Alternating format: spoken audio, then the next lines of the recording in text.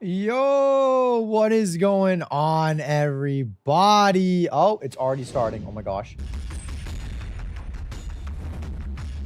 I'm already going crazy. Here we go. Let's get it.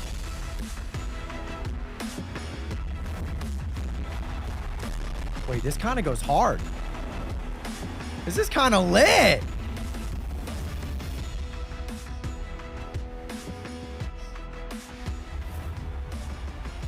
This is getting me kind of juiced up. Let's go, dude. What in the world?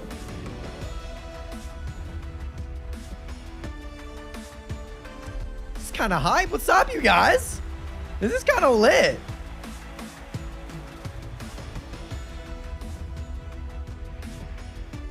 I'm kind of having fun with this. You might have gotten a gifted membership, Reed.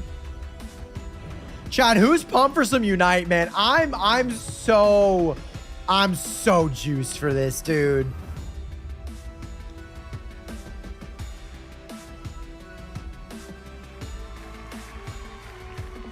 This is gonna be so sick. This is kind of crazy.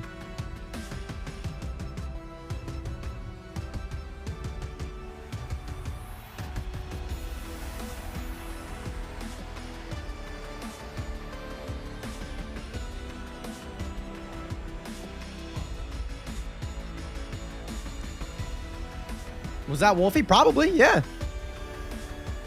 Yeah, it was definitely probably Wolfie.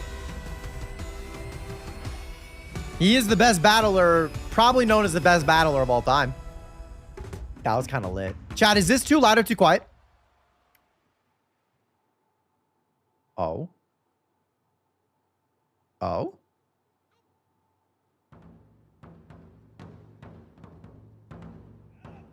I can't make this any louder.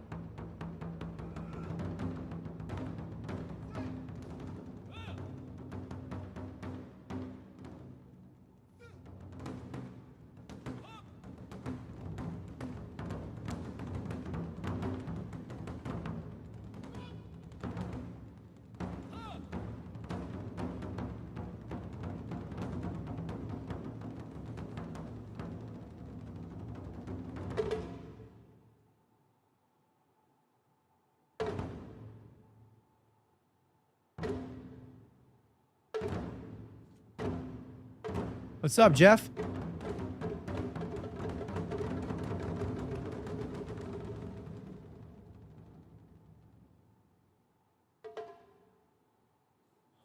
This is kind of crazy, dude.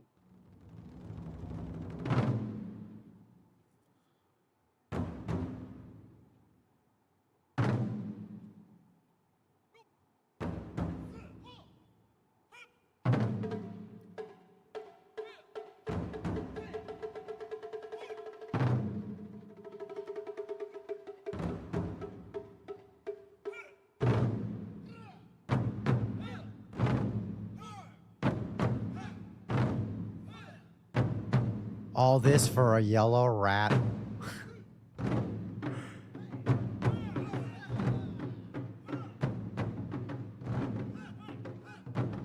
Is this sick?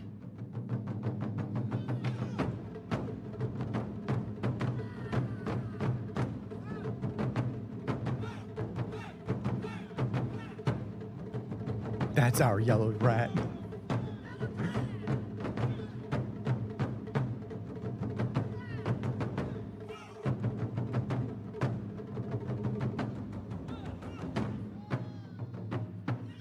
True price. True. That's on me.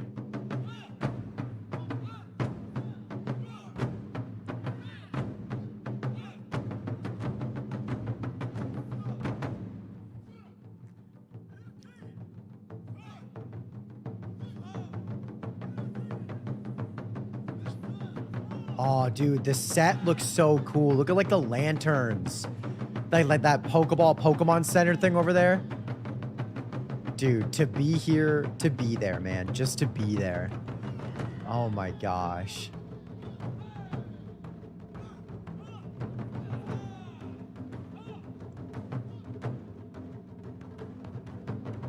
Why aren't you? Because just a ticket there was like $3,000.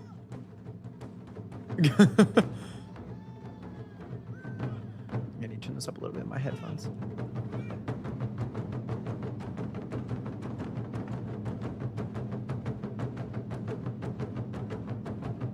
Look at little Squirtle on the bridge.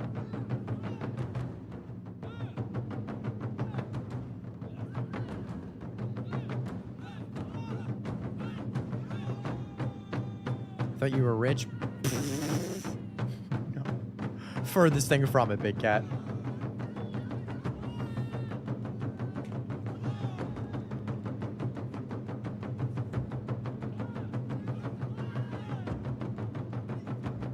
Does he have one big drumstick?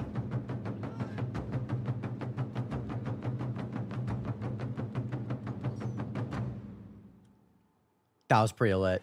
Yeah, I'm not Richard right away. Oh, they're coming together.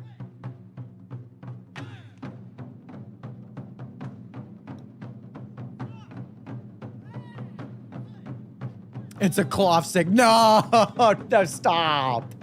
Stop.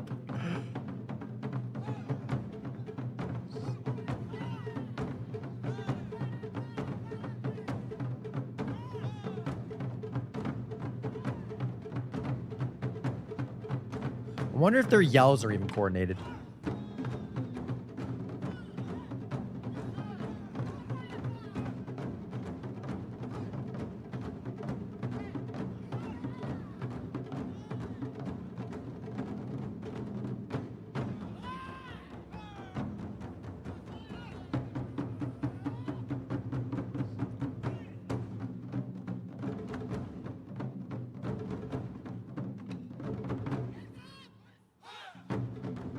He pointed at me.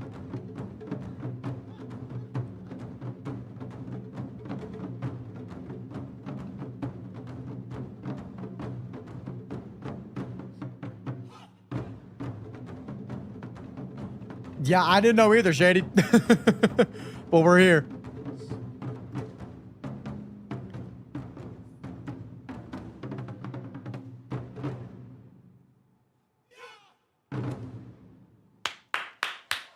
That was sick, actually. Let's go! Oh, look at my boy Coco. Yeah, like imagine like, hey, do you guys want to play drums at Pokemon Worlds? That would be so lit. Coco. There he is. It's Coco. Oh, look at the Veluza. Toad School. My legs. Fido. Is that a Pidgey? I think that's a Pidgey. Dondozo, Tatsugiri.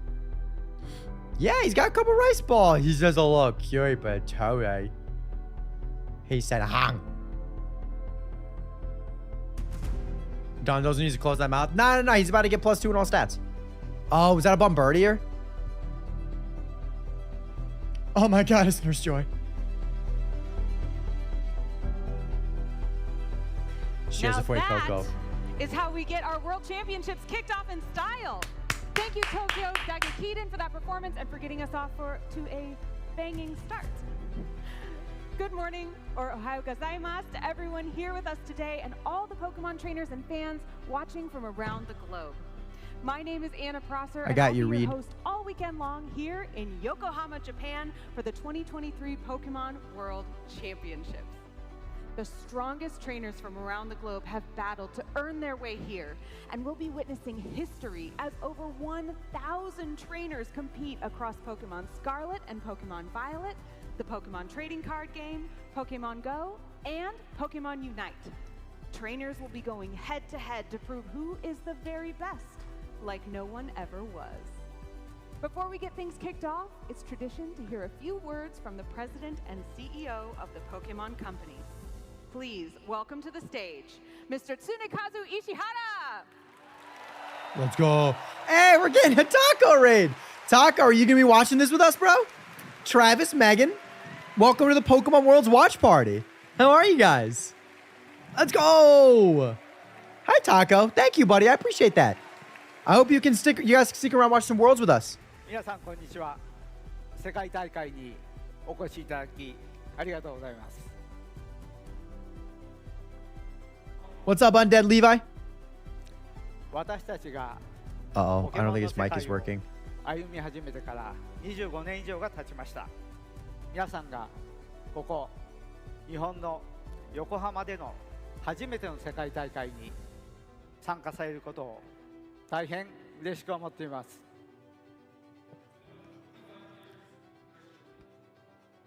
His mic's not connected to like the live stream. Here in Yokohama, Japan.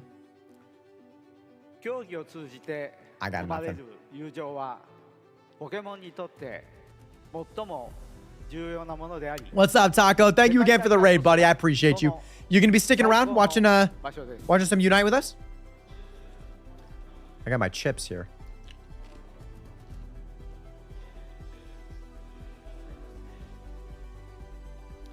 1年をかけて今日ここにたどり着いたトレーナーの皆さん、本当におめでとうございます。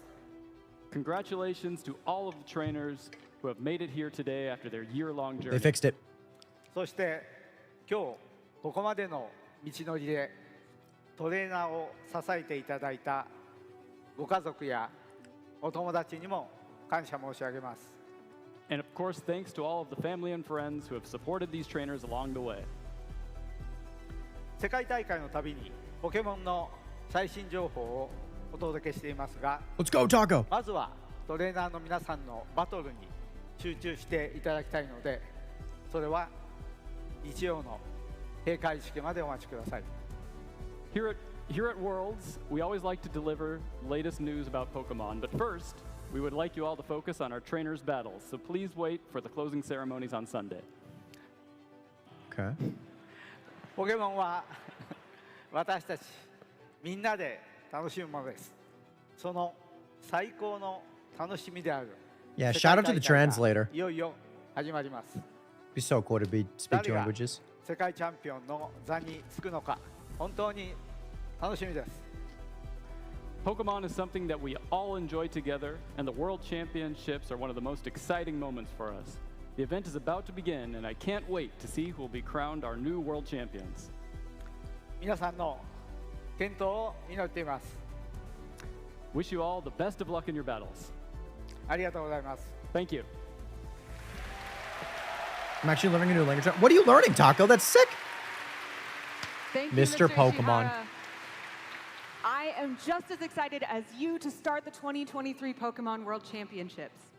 I know that Much love, Pokemon Travis. Go players are with me as an in-game event will be starting later today that features the debut of Passimian, Pikachu appearing in his World Championship jersey, and other activities to celebrate our event this weekend.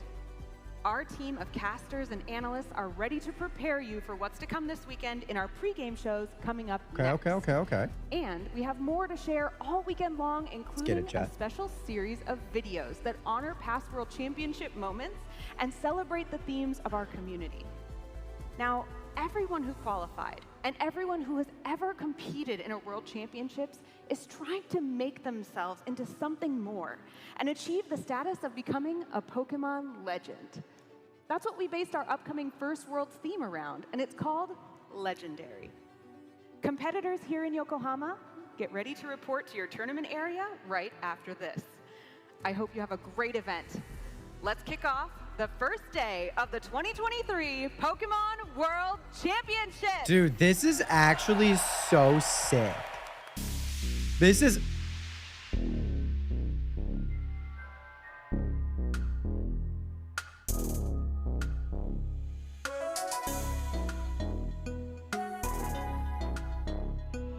The journey to the top is long and tough, and it takes all your heart and soul to keep on going.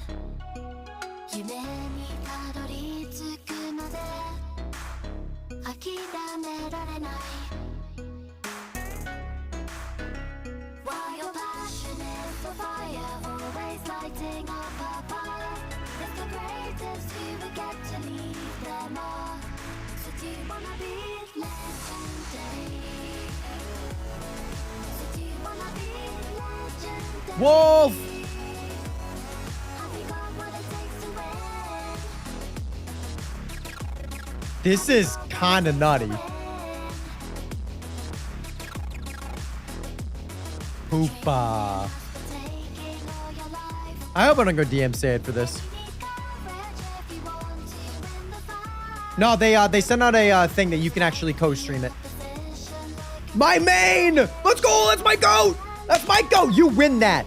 You're ×4 against that mother trucker. You win that.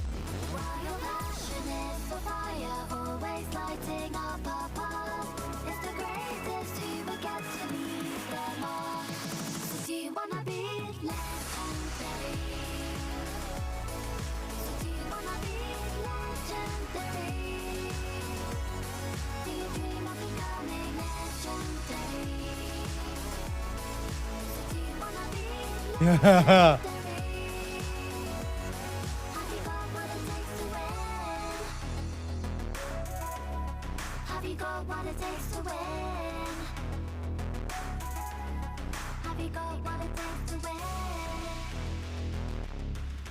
That's so true, Taco. That's sick. That was lit. What? Welcome to the 2023 Pokemon Unite World Championships from sunny Yokohama, Japan. We are live here at the Pacifico Center in, of course, Yokohama to crown a champion of Pokemon Unite this year. One of the most competitive years that we have had yet in Pokemon Unite, and we have 28 teams fighting over that title on what is an incredible main stage. The energy in this venue is already off the charts. They're like, hi. Cannot wait. Groups from all around the world are here to represent their Hey! region. And of course, we are here Zoinks! to break down all the action. Wonder Chef. My name is Zoinks, joined here by Wonder Chef. How you doing today, Wonder Chef? I am YouTube so nerf. excited. This community has been together through thick and thin this season. This has been the most exciting season of the Unite Championship Series, and it's all coming down to this. We're going to be crowning at the end of this weekend our second Unites World Champion. Hey, If thank you, anybody wants to Taco. know or doesn't know how this format is working out for this weekend, we've got an explainer for you. I am too, bro. I am too, Taco. Go for hero play. Trainer starting through. Buzzwole takes it. But they couldn't stop either of them. 500 points. Somebody's points in. That's it. That goes in. Hello, trainers. Join us as we cover the format for the Pokemon Unite World Championships in Yokohama, Japan. Over the past season, players from all over the world have competed at the highest levels in their regions to qualify. Each competing region will be sending their best teams to represent them on the world stage. High stakes will test the resolve in the most anticipated tournament. North America! On the first day of the World Championships, teams will be sorted into groups, then face off in round-robin matches. The best teams from each group will advance forward. This takes us into the second day, where the top teams from day one will battle through a double elimination bracket, all the way to the grand final. What's up, Faded? Everything is on the line here, as the winning team can look forward to being crowned the world champions.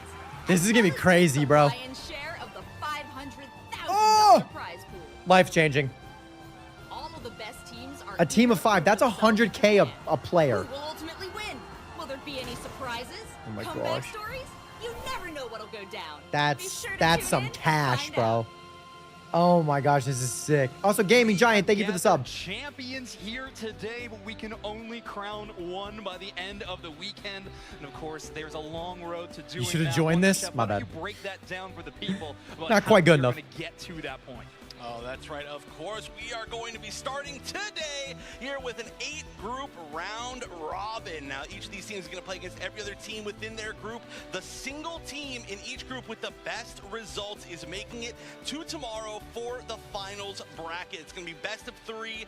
8 teams are going to make it. Like I said, one from every group, and it'll be double elimination, where eventually at the end, Ellie, how you we'll doing? be having a best of 5 to decide who our champion will Yeah, be. Faded, this is gonna be In crazy. addition to crowning a champion, This is we gonna are be also crazy. awarding I don't know much about a whole lot of the prize regions pool, either. $500,000 on the line, with first place taking home a grand prize. Okay. Of So first place gets 100. That's 10 grand a person. The stakes could never be higher. That's And 10 grand a because of person. that, we actually brought along some extra help. Welcome to the show, Kellosaurus. Kello! Thank you so much for joining us. Hello, Zoinks and Wonder Chef. It is wonderful to be here. I'm hyped, you're hyped, the crowd is hyped, but also those trainers from home are also hyped. So I cannot wait to see how today pans out. Oh, me neither. And it's going to be so exciting from start to finish. Let's take a look at the first 4 groups that we have here today. A, B, C, and So D. so apparently Peru is really good. Down here, Peru. Apparently homie's really good. Nouns and orangutan? Oh, that's huge. Tally Bobo. The only way they're going to be playing against each other early is Tally Bobo, they man. end up doing very well. And Group then C, that's Tally the Bobo. problem that you like to have. But you can see the second TTV's half of our there. teams here, Group E, F, G, and H. And let me Ooh. tell you, these groups Time are to just shine and luminosity. absolutely terrifying, just at the maximum level. Chat, would you rather have this view or Absolutely. Well, let's take a deep dive this into, view? we're going to take a deep dive into each of those groups. Obviously in not just that a one. second here, but obviously so much talent across the board. So many regions. Kello, is there any region you specifically Or have your this? eye on? Look, obviously being from the OC region, I have to cheer for my folks at home. Absolutely. All right, well, let's deep dive into each of these regions. Starting First out one? with Okay. Group A.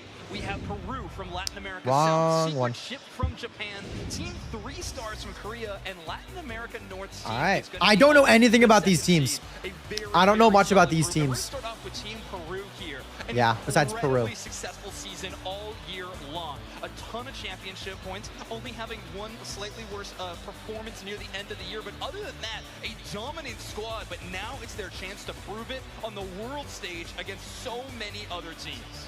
That's right. This is going to be very cool to see all of these regions go up against each other. Yeah, they It's got a great wiggly. one to start off with this group to That's see an really example unique. of that, because of course the team Peru is going to be fighting against very soon. One of them is Secret Ship, and Secret Ship is a team that of course is coming Okay. as first seed out of Japan. A region Okay, so that's they're the best looking team in very, Japan. very Okay. strong in Pokemon Unite as of Okay. recently. I mean, Another actually, all wiggly. regions kind of are, but especially Japan.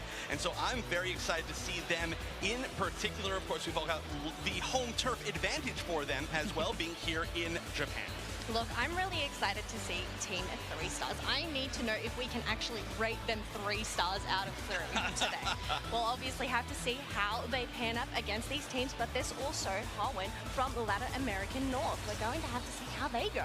Yeah, I'm excited to watch Hoenn on this main stage. Absolutely. Second seed coming out of their region. However, the start of the season within their region was all of them. Hoenn was untouchable in the first few monthly finals. Really? Eos Cup was the first slip up for Okay. them. But, I mean, a super, super solid team. Latin America North definitely proving to be one of the more aggressive team fight focused regions. Hoenn really encapsulates that strategy really well. Were there I'm more Wigglies excited in to see Worlds? that. Watch out for No Kira idea. on that main tank. That's the player I Yeah, have in Wiggly mind normally was when shut I'm down because of watching Team Umbreon Hoenn. now. So I'm excited to see that roster play. Yep. Zashian's not legal. There are so many Okay. teams to talk about. Group Nouns and orangutan, baby. Nouns and orangutan. Esports and I'm so orangutan. excited. Rounding out this group, and we can start up with RRQ. Honestly, we have so many of these teams from APAC West. I kind of feel like just even talking about this as a region, just to kind of cap things off here, where APAC in general is showing a lot of really good promise. And when we talk to a lot of these teams, there have been a lot of the teams from Yes, the region, both Mewtwo's APAC illegal. West The only and APAC Pokemon East, that's illegal is really Mewtwo. been on the radar a little bit more than I think a lot of people thought. And of course, RRQ is going to be one of those teams.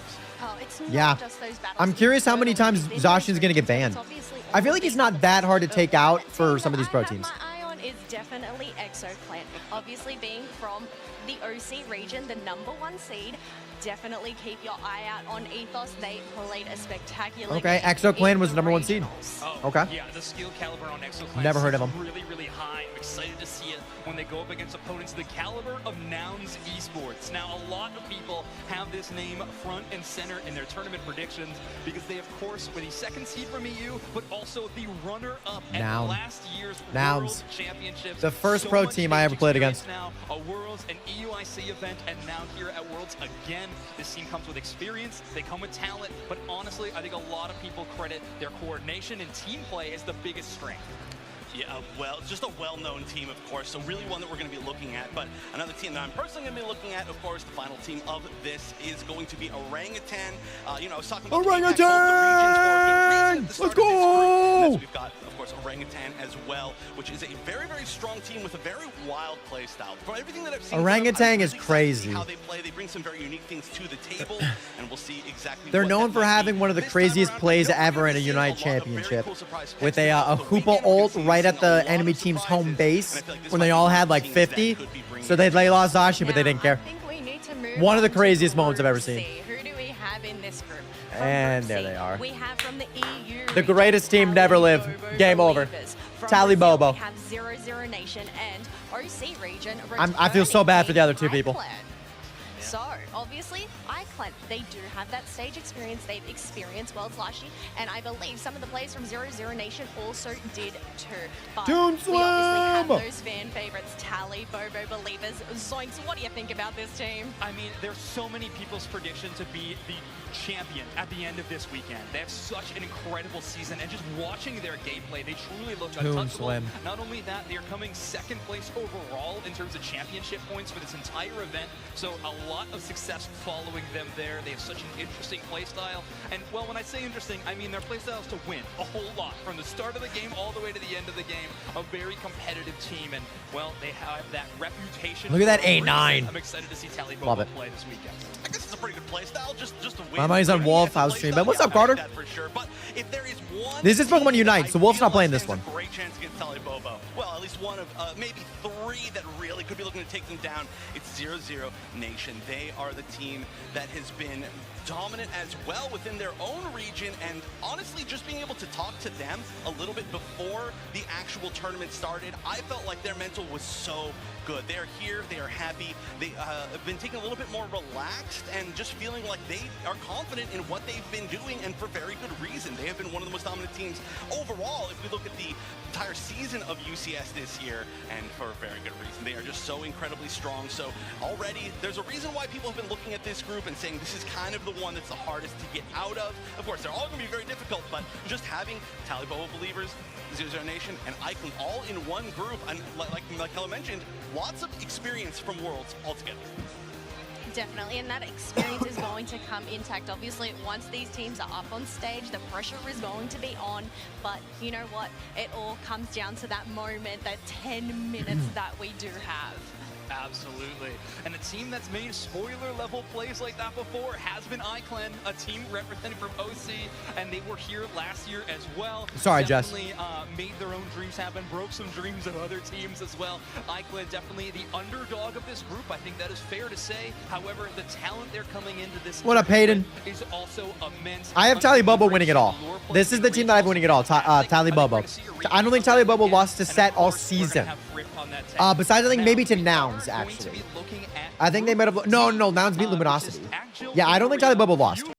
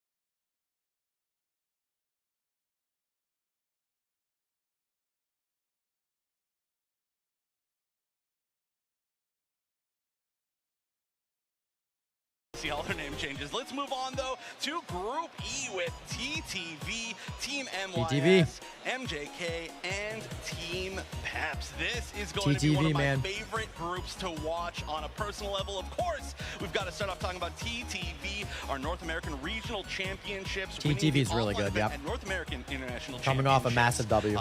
Team that has been together for a long time. I would say one of the most consistently together teams over the course of the past 2 years, and for very good reason, as they are a very solid team. Their draft strategy in particular really got to shine at NAIC, and I'm really excited to see if they're going to have some very creative. You want to see Celestial Lucario? I want to see Overlord Lucario. Oh, I definitely think TTV. I want to see Overlord Lucario. Favorites, but one of the fan favorites playing against that was not fun. APAC West is Team MYS. Now, obviously, Rebongs and Yang, they have been here before. They did participate in London last year. I believe they did come third from Renaissance.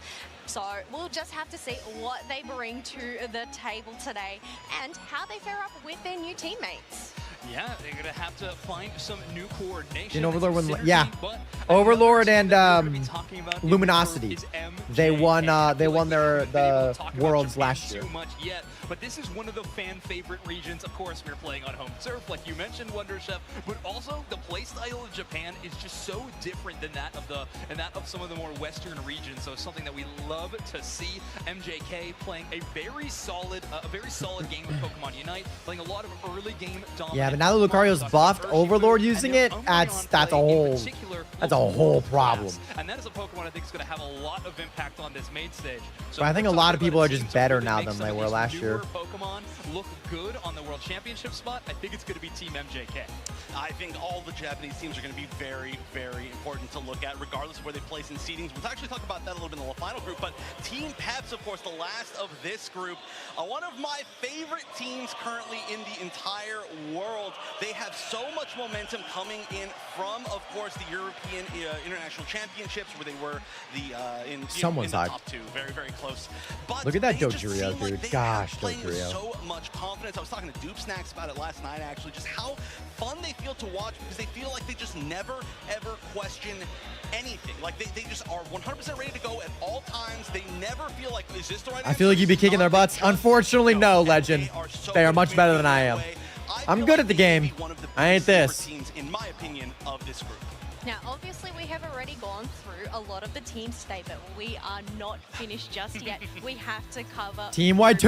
Now, on Group F from APAC East, we do have Oma Abyssinian. We do not have with from that APAC attitude. West, UD Vesawan, and another NA team is Team YT. Now, looking at Group F, obviously, Oma Abyssinian being the #1 seed from their region, we're going to have to see what they bring to the table. But Tempest, I absolutely love their tanking maneuvers and their support that they provide. Oh yeah, I think we're headed into a metagame in this tournament that is going to be very defender-focused. Rapid so if you're a spin. star-level tank player, I think like Omo Abyssinian does in Tempest, I think you are going to be in a great spot. So I'm doing well, Legend. I'm really looking forward to this. This is going to be really fun. But they are not the I'm very excited. team that is really formidable in this group. I want to talk about UD Vetsuan as well. This is a team that also recently had a name change and get picked up. They were Cakelock when it was coming to their regional finals, and while they only got 3rd place in their region, I don't think that was for lack of talent. An extremely strong team, however, it is an extremely competitive Oh my gosh, that was region. really fun to APAC, watch. I think has been really the, That Hoopa does not care. the There we go. story on the streets these days. I mean, there are a lot of rumors about APAC East and West about how powerful they are, and UD Vesuan is definitely a part of that. They're large, and they're in charge, and they're going to be trying to make this group definitely their own. You think that's going to happen, Faded? You think they're going to do jungle stoys? I don't know, man. I mean, now that Rapid Spin's legal, Rapid Spin Water Spout is legal, which I don't think it has been for any other tournament. Maybe, because that's the only defender I play. That thing is disgusting. And I think another team that really encapsulates that is Team YT. You kind of sound like Markiplier.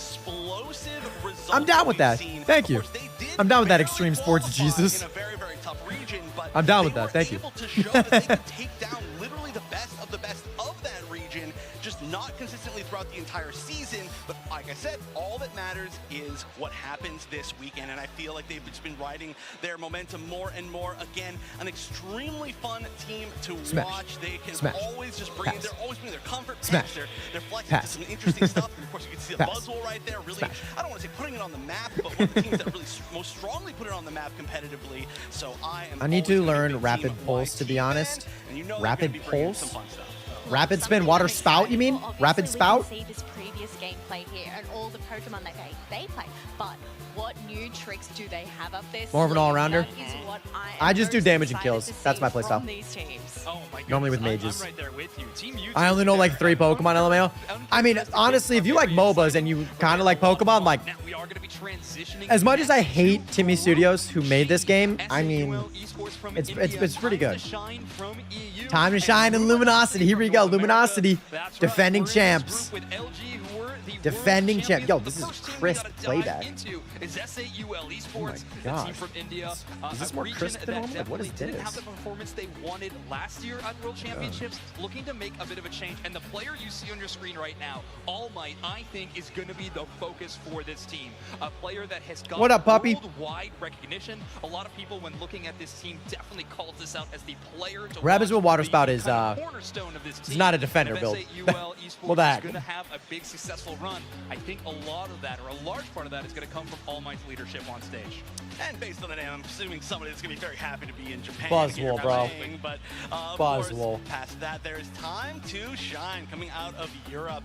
And I do have to say, Time to Shine, of course, being a previous qualifier, but not having maybe the most consistent season this time around. So they didn't really have a chance to shine in this current UCS season, but we know exactly how strong they are. So I kind of feel like this is their opportunity to have locked their their team together, which is a big part, and just their strategies together, where it feels like they've been shifting so much. And they need to fix One Hammer's attack hitbox. That is not but now they've legal. Been together for a few months. They've been practicing for Worlds together. This might be their time to shine.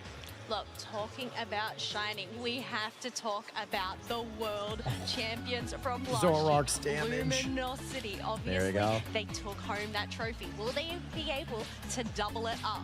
So, obviously, they're arguably one of the biggest wild cards that I know of, just because they were playing terribly during the beginning of this season. So, Lord of the Sword, will we get to see that today? I don't know. But obviously, all of these players that we do have on these teams are very high caliber. They have been practicing, they have been screaming, so we're going to have to wait and see what they bring today. Oh, I can't wait to watch Luminosity on the main stage. I mean, their season has definitely been an interesting one. A lot of highs, a lot of lows. However, when they're coming into the World Championships, they're coming in that second spot, second at regionals after a very impressive performance. And honestly, look at that Snorlax blocking. In form. Whenever the team can be run and be really successful, it's always on the back of this star-level player really popping off. And you can see it in every replay. Honestly, we should just call it an ELG replay, just an Overlord replay, because every single time it's 3-4 KOs and just game-changing moments like that. And obviously, the damage from Zoroark is illegal. Oh my god! Really like that play. Holy fudge muffins, dude. And letting them take over. Yeah, I mean, that's insane.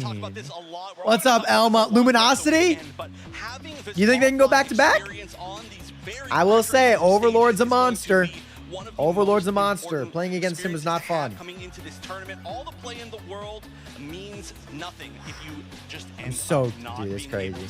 Luminosity. So that's gonna be one team, but we can move on to our final group, Group H, which is, I mean, this is a great I don't know anyone from here. Entity 7 from I don't know many people from here. North. Kumu, formerly known as Old Guys from APAC East, and then Oyasumi Macro from Japan, which is for 3-player team group. This is, I mean, it's great right now. I want to see some high-level A9 play. I want to see what they run if I don't do anything that they do. I know that Zoinks, you and I have put a lot of It's just so aggressive. They have been really grinding. They have been leading their region, of course, but they are looking really, really solid. Of course, we've got a chance to see them play against some of the North American teams in some grassroots tournaments. They did very, very well, but just in general, I said it before, I said it again, I feel like this region is just going to have a great weekend. Look, one team that I have my eye on is Kumu. They are a bunch of old guys, and it just shows that Pokemon is good for all different ages. So, obviously, we do have Thorfinn on there. They have played some Are they really a bunch of old people? incredible attacker roles. I am excited to see whether they bring Chandelure on the stage today.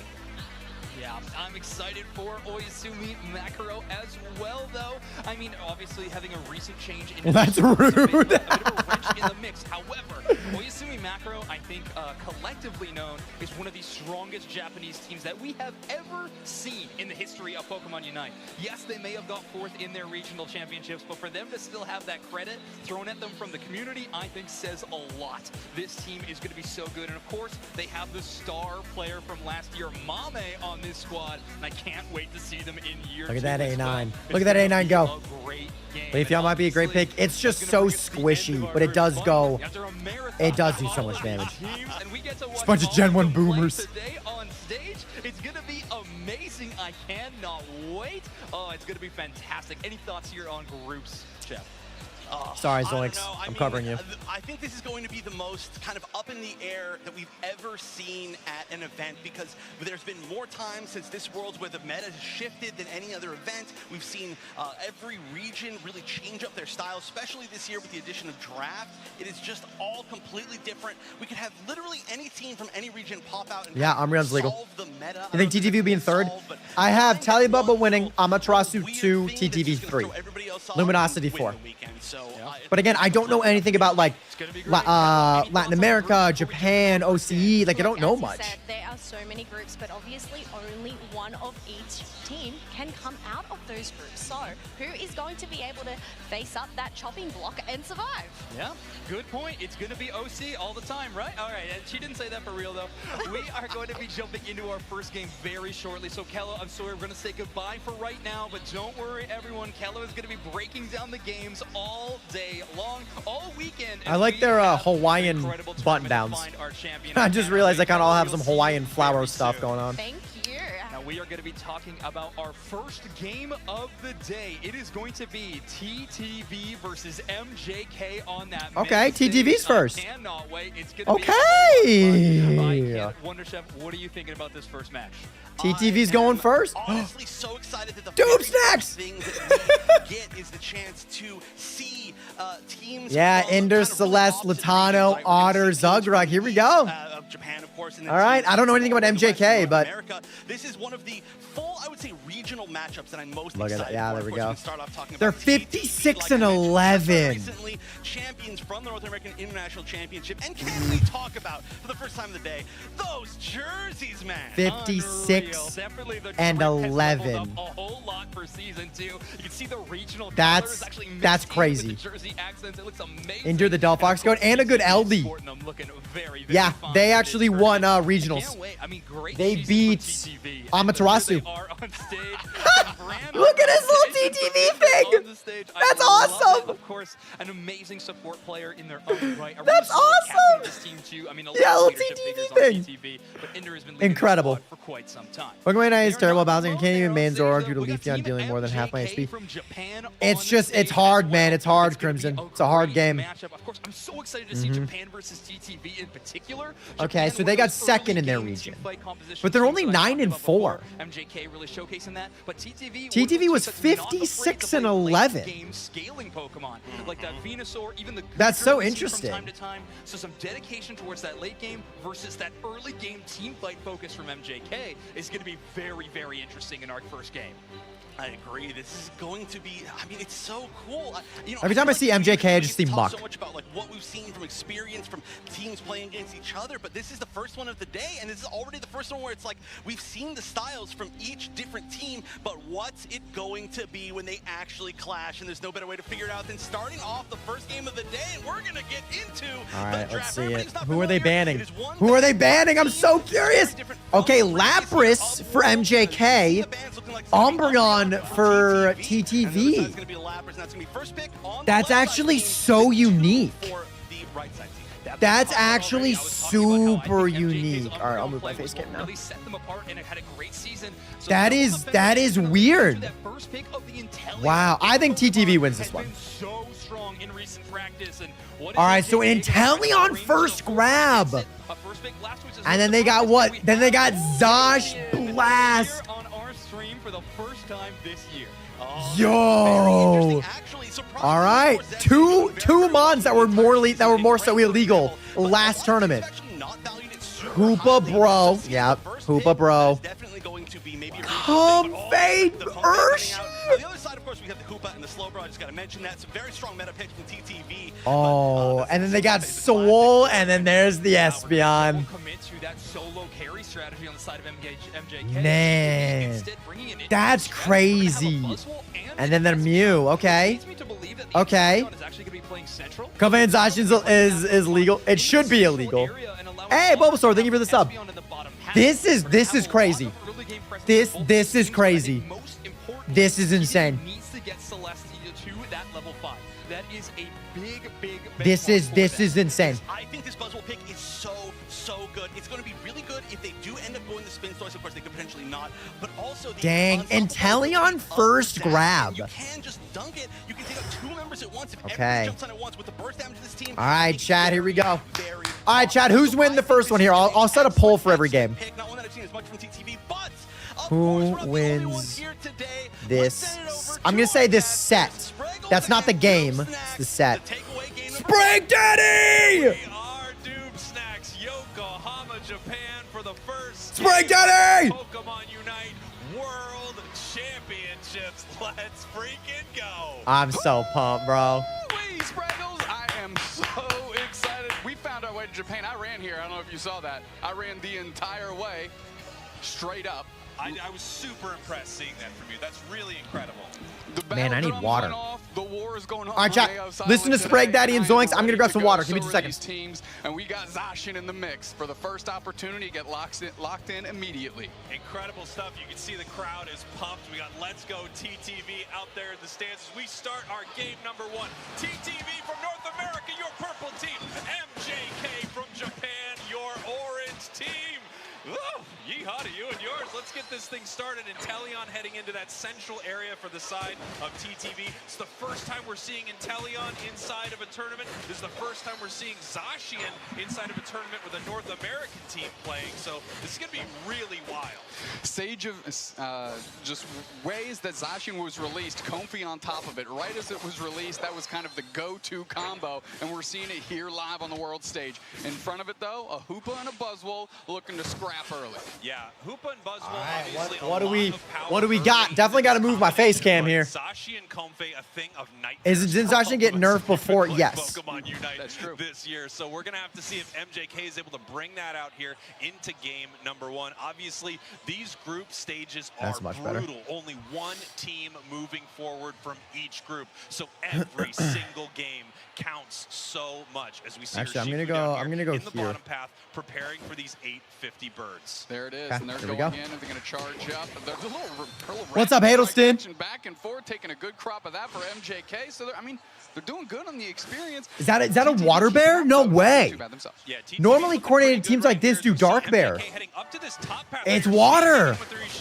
Whoa. Beautiful stun there from Ender. Celestial trying to make it back and just barely grabs that berry. That's a Comfey Zacian lane. Fear of the port of the Comfey kind of getting plucked up by the Buzzwole, jumping right back on Gardevoir, who's going in with the Rapid Strike Urshifu, who has great movement, going to be able to dart out a little bit, and of course poaching the wild Pokemon is Celeste there to make sure that they can at least get experience if they can't get the KO. Beautiful play there from both these teams, really aggressive from the side of MJK, and then at the same time TTV making sure that they could secure that wild Pokemon experience throughout this fight so they can keep level parity right here. So we got that Sacred Sword Zacian. Oh, it's Snipe Shot too. We got the Snipe Shot there from Inteleon. It's not even liquid. Coming out from the side of TTV. You can tell. And they got the Zacian.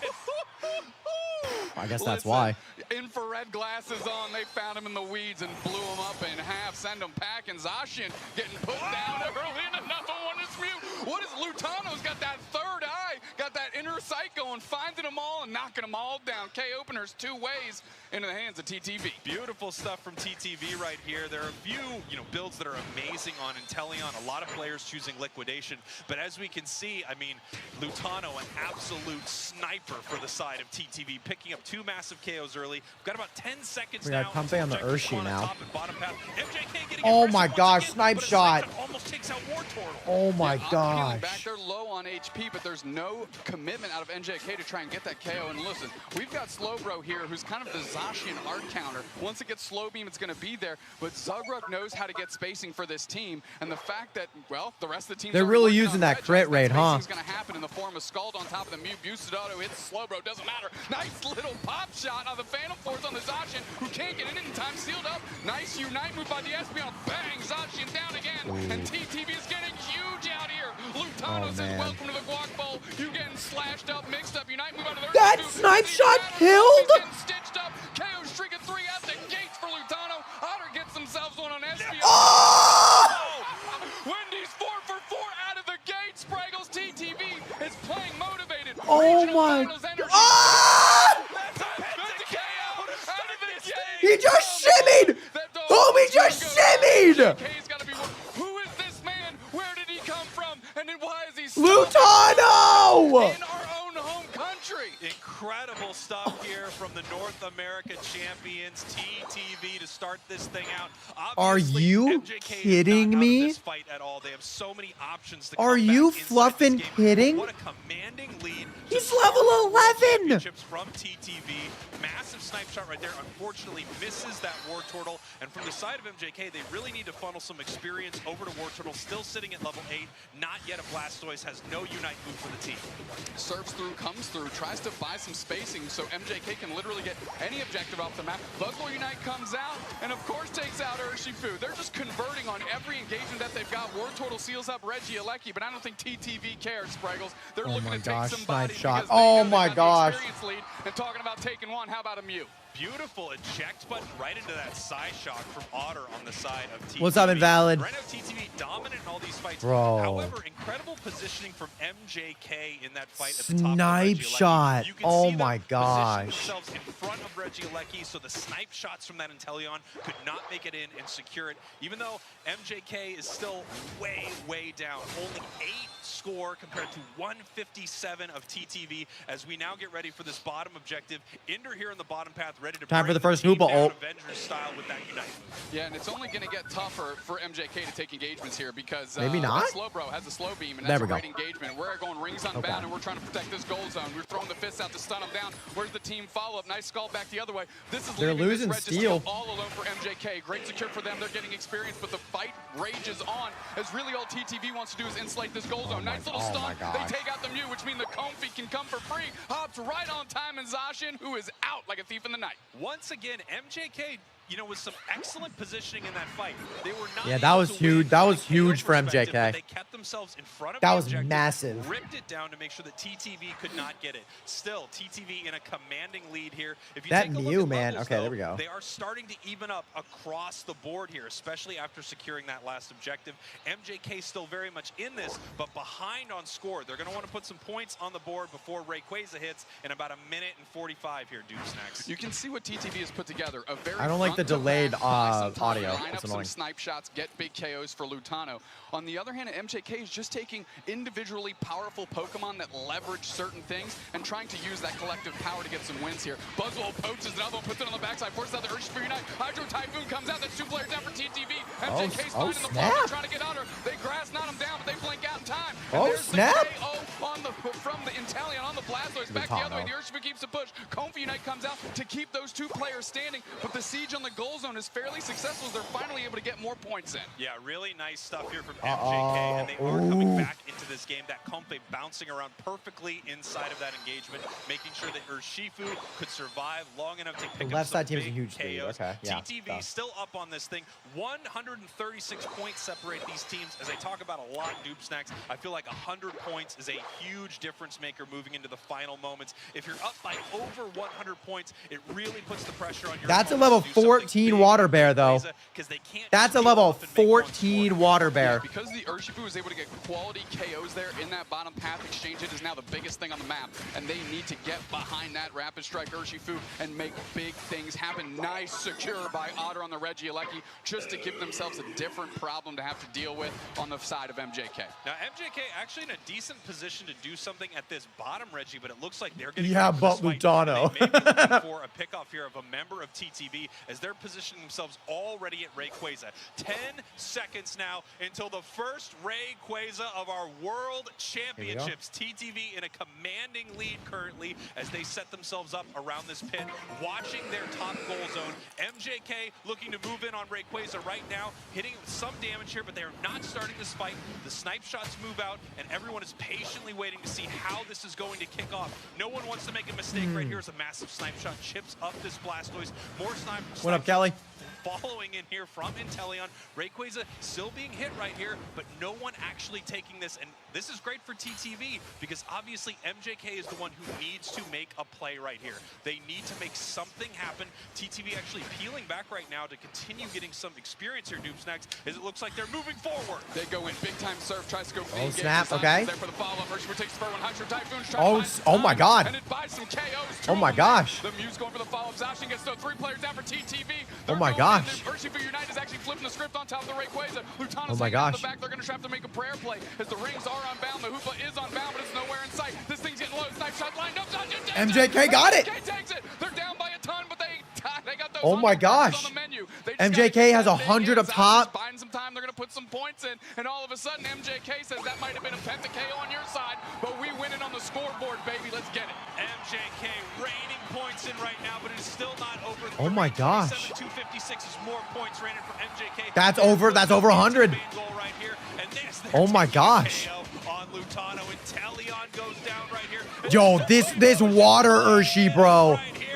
This water Urshi. 403, and they pick up a triple KO. You've heard of Lutano. How about Luca? We're going in, baby, and they're trying to find another one. The Comfy is just riding this Urshifu till the brakes fall off. But until then, it's TTV's brakes that are falling off. 4 players down. Oh my gosh. There's more points going in. Group E. Wow. Kicking this thing off. MJK looking salty. MJKW? MJK from Japan taking game number 1 here against the North American Regional Champs. TTV, beautiful final fight there. Incredible stuff from MJK.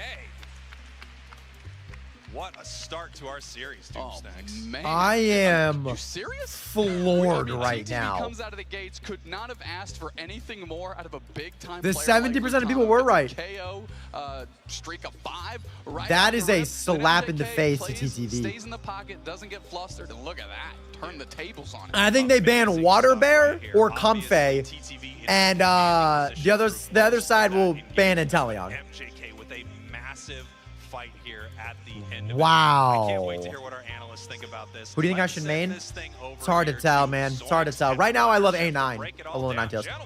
What a way to start our tournament. An exciting game between these two. TTV had that early game on lock, and then MJK. That was crazy. Wonder Chef, that was a really fun game to watch. I mean, stats-wise, looking good on both sides. I mean, that late game swing really helping MJK's knockout numbers. Oh yeah, honestly, we were watching from That was the crazy. stands, and it felt like this was a wrap at the like 4 minute into the game mark, the 6 minute mark in game. But it was just that was so awesome from TTV. I cannot believe that MJK had such an incredible comeback, not just as far as, of course, securing that final. That was place, but awesome. As far as What the actual heck? strength of their team, and one of the coolest things I gotta point out Well early done, on though. was that Well we got done. to hear so many of the Japanese fans actually cheering for MJK to make the comeback, and then hey, guess what happened? That's the kind of level that power up that you need. Yeah, that home crowd advantage helping. And honestly, I think MJK showing why they are here on this championship stage because of how they played their composition in that. All right, we got another stream coming here. So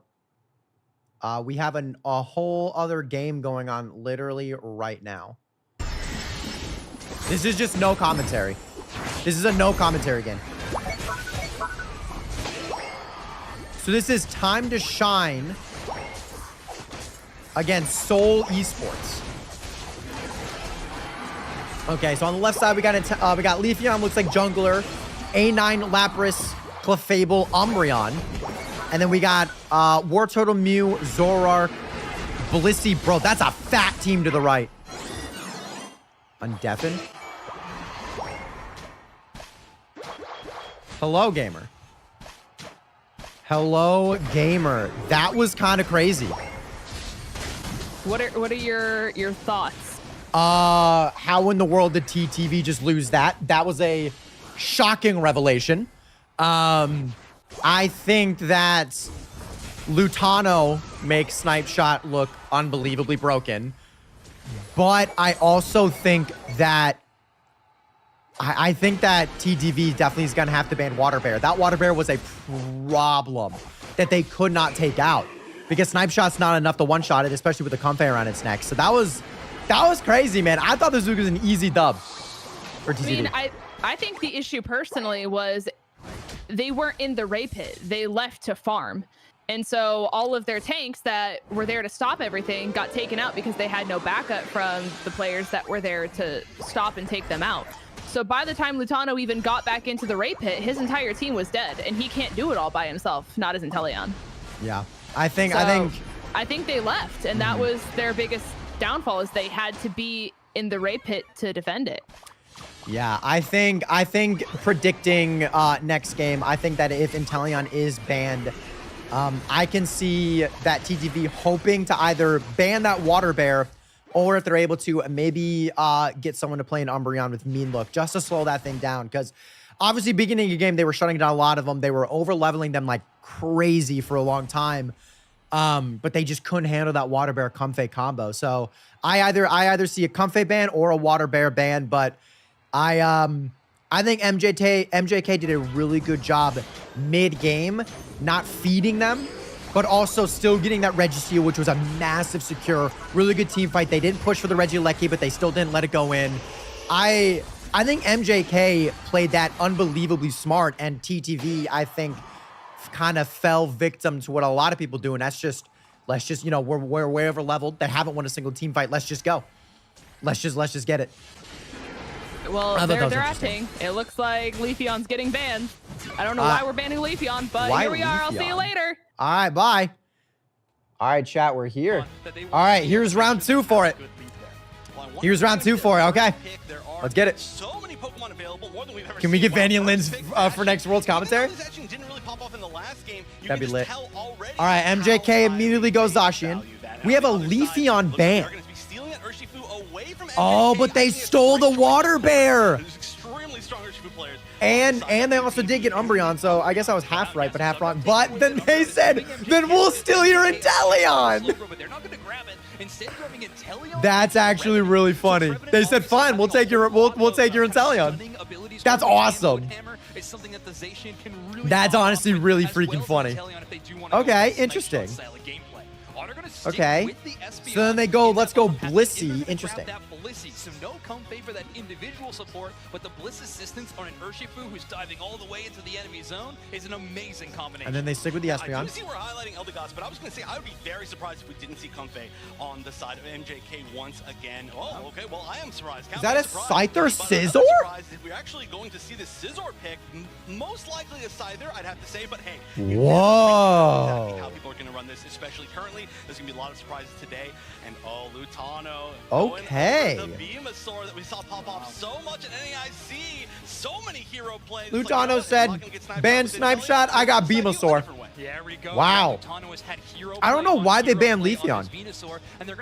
They probably know something that we don't. They probably know something that we don't in terms of MJK and how they play. But, I mean, I guess, you know, they were ballsy and they picked right. It's going to be a tough decision. The question mark on yeah, I don't know who on TTV plays Leafeon as well. I have no idea, but... What's up, Naruto? It could go either direction, so... Yeah. It's surprises all day for sure. I would love to see the Venusaur Lutano, the savior of last regionals, on Unreal player. Unreal player. 2 of the set. We send it back to the casters. Here we are, game number 2. Doom Snacks, obviously. Sprague, daddy. Zacian come back out for the side of MJK. Didn't really get to you know, explode in that first match right there. So I'm interested to see why they're bringing it here into game number 2.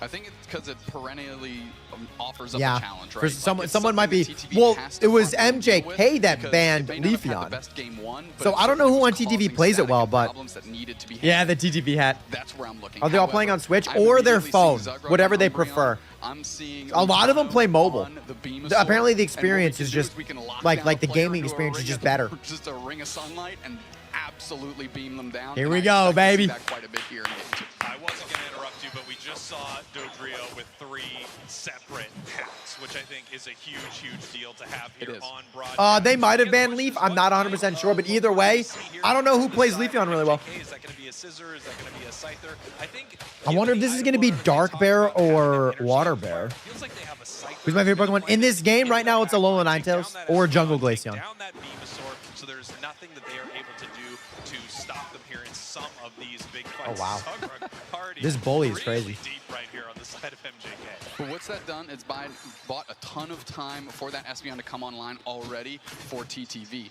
And the fact that they made it out is even more impressive here. That's just icing on top of the cake. Probably and that's water. exactly what Zuckerberg was I always hoping thought to the get, Dark and they Bear was delivered. just so much more a popular decent because of its early secure start, ability. Despite the lack of action for TTV. And let me tell you, I always put icing on a cake. Never have an uniced You don't cake, like my dry friend. cake? I'm telling you, you got to go with this icing, buddy, as we get ready for I'm gonna look these- into it. I love how he hasn't evolved yet. here at the I love that. 50 mark right here. We can see the evolution. We have It is Dark Bear. Yep. Look at that. I mean, that's an unreal. That's an unreal secure ability. Water does have the combos, but I think without Comfey, he's actually a lot easier to deal with for some of these pros. Yeah, Zacian's For sure. still trying to He's definitely build it a very little easily bit, but now countable. that the Wicked Blow Counterable. Urshifu is online, they can put the pressure back. That's something that we've really seen. The west side of the planet loving the Wicked Blow version of Urshifu. East side of the planet loving the Rapid Strike, and we're seeing that with both flavors already today. We're going to have to see if it's a West Side story here in game number 2. Come on, I made it happen. We got there. We do have ourselves a Scyther, by the way. That's level 6, so it is Okay. not went over to the side of Interesting. Scissor. That's going to be important for MJK so they can dive in and pick up some big KOs. This is Woodhammer. Almost takes out Urshifu, and there comes the Zacian to pick up the KO. Overextended and calculated. Who do I think is winning this? By MJK. I still give it. Oh, I mean, I don't know, man. On top of the I still think I give the edge to TTV. I think now that their nerves are gone, I think they're a little more pissed off. I think that L was a smack in the face. A nice play here from MJK. They're in the central area. MJK, what I was telling Linz, MJK was just so good mid-game.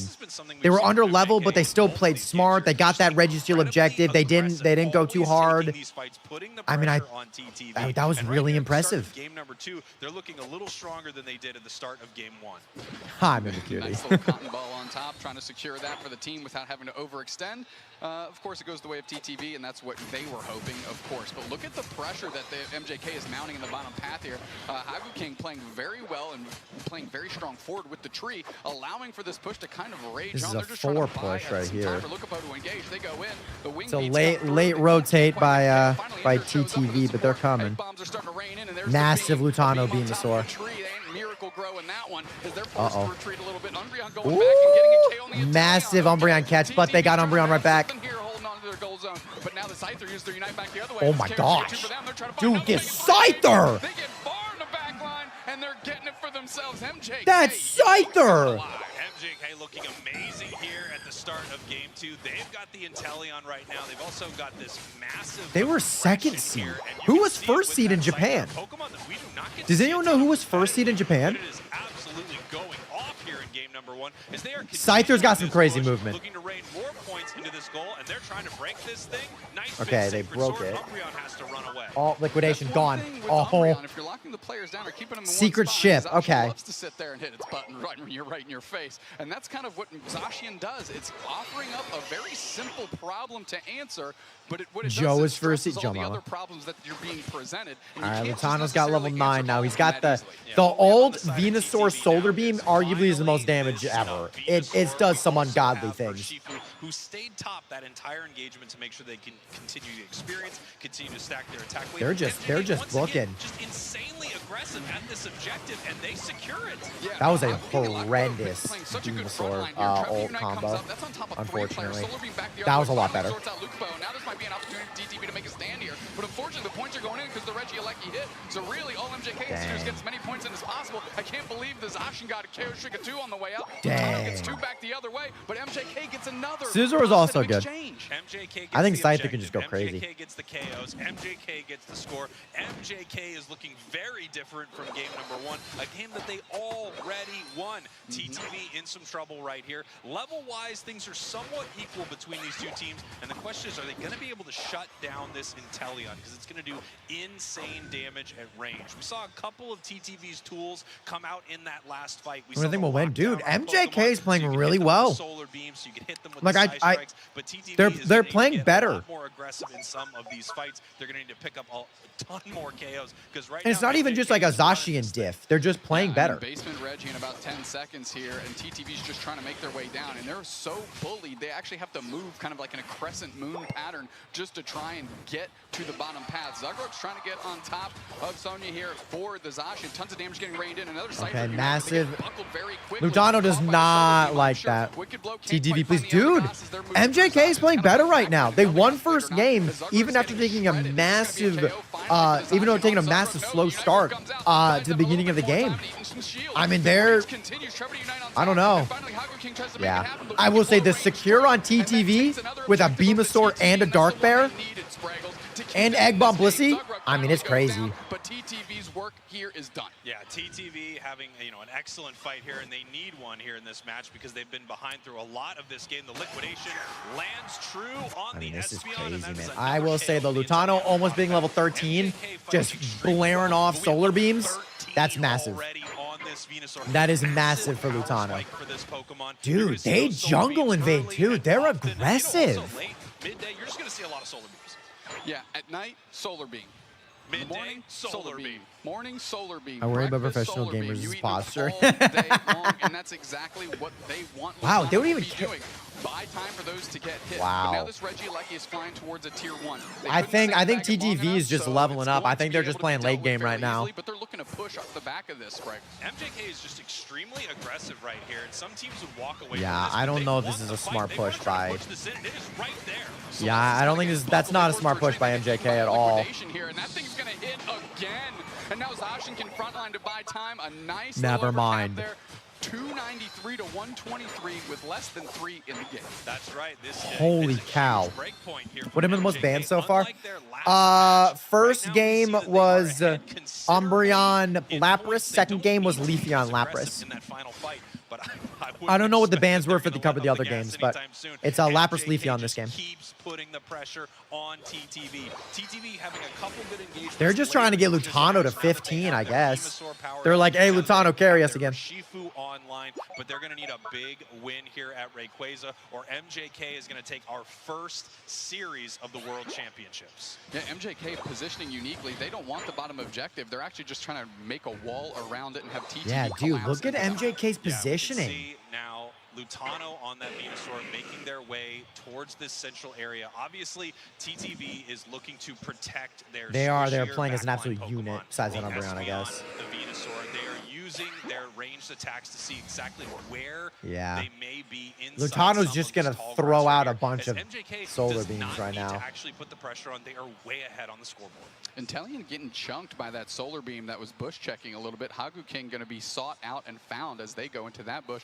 And now it's just about trying to find where MJK is hiding. They found one immediately. Massive! Oh, they got it. That was a massive team fight. That was a massive secure kill, I guess, for lack of a better term. That was big. Now they're just going.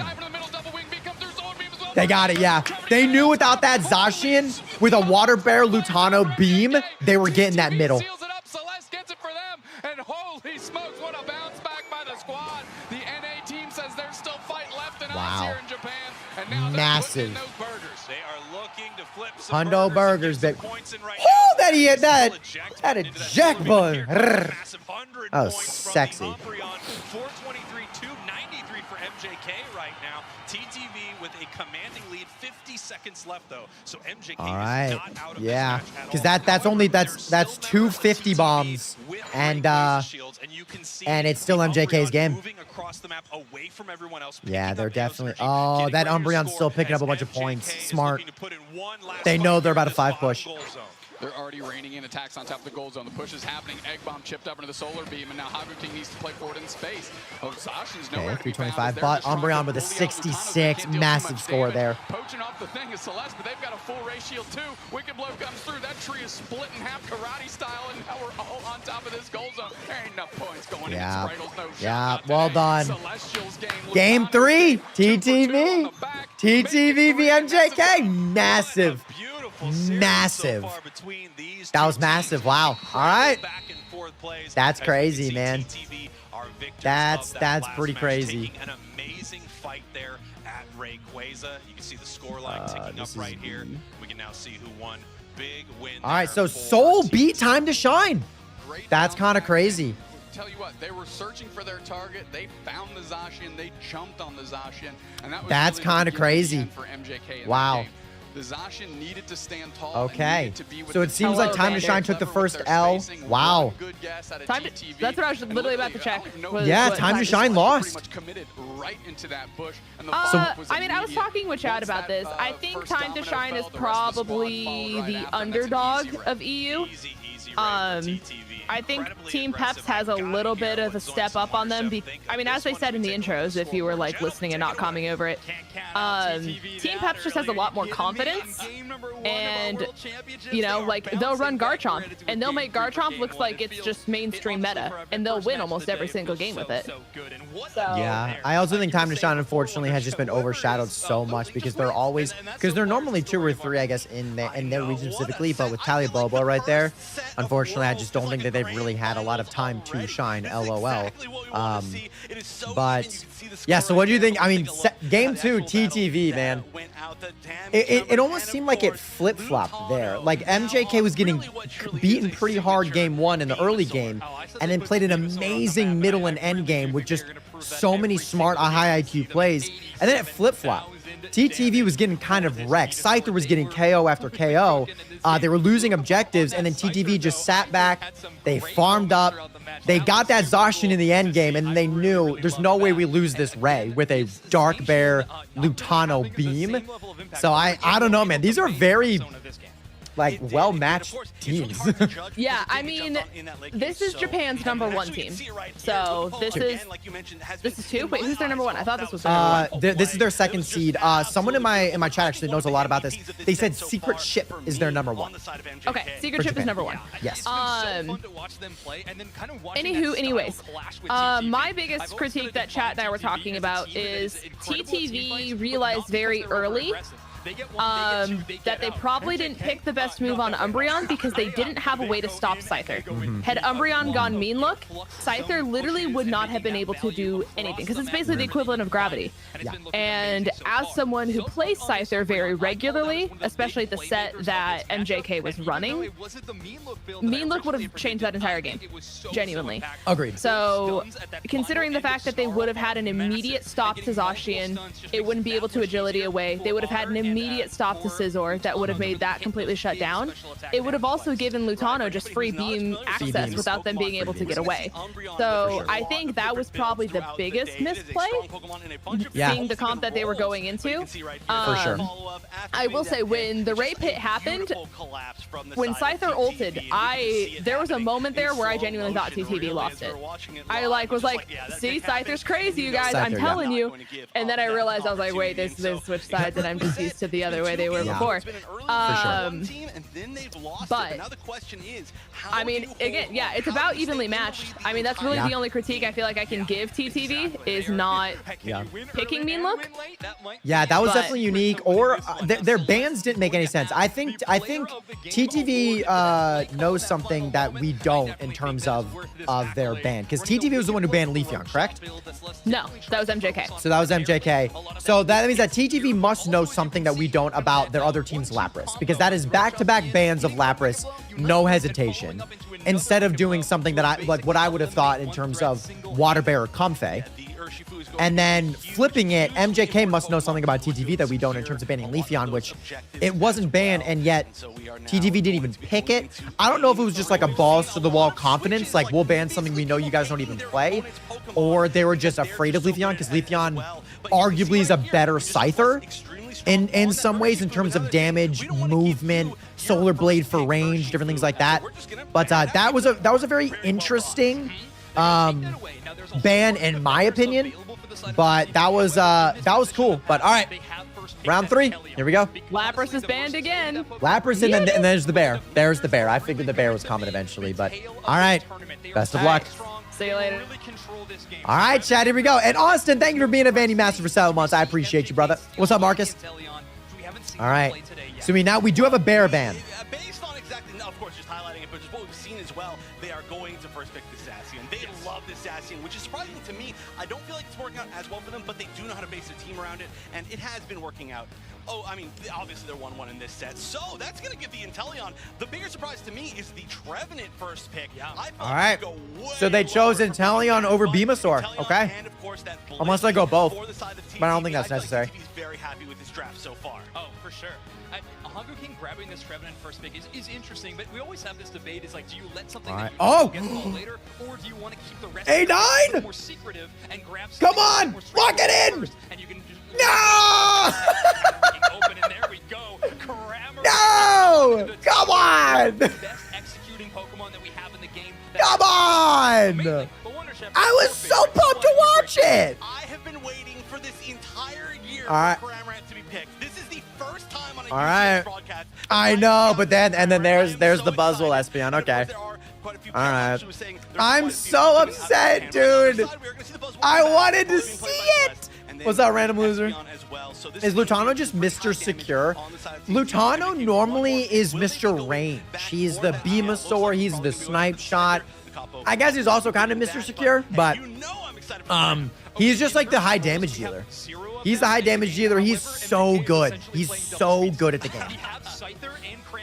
Yeah, there's Lutano. I think he just can aim really well because he does like Venusaur. He does Snipe Shot. I mean, he probably does Decidueye. Support is going to be great. That healing number is going to be huge at the end of the game. The problem is it comes a little slow. It comes in tandems, and if we have the rest of the the Scyther and the Cramorant really popping off, they're going to shut down their enemies. Man, I don't know, dude.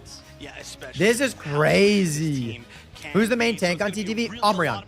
Umbreon is a massive tank. So, if you guys don't know a lot about Unite, a cool thing that Unite does is that the background of the Pokemon card tells you what kind of Pokemon it is. So, if it's purple, like Scizor and Zacian, that's all-arounder. Orange is attack. Green is defender. Orange-ish is support. Blue is like a speedster.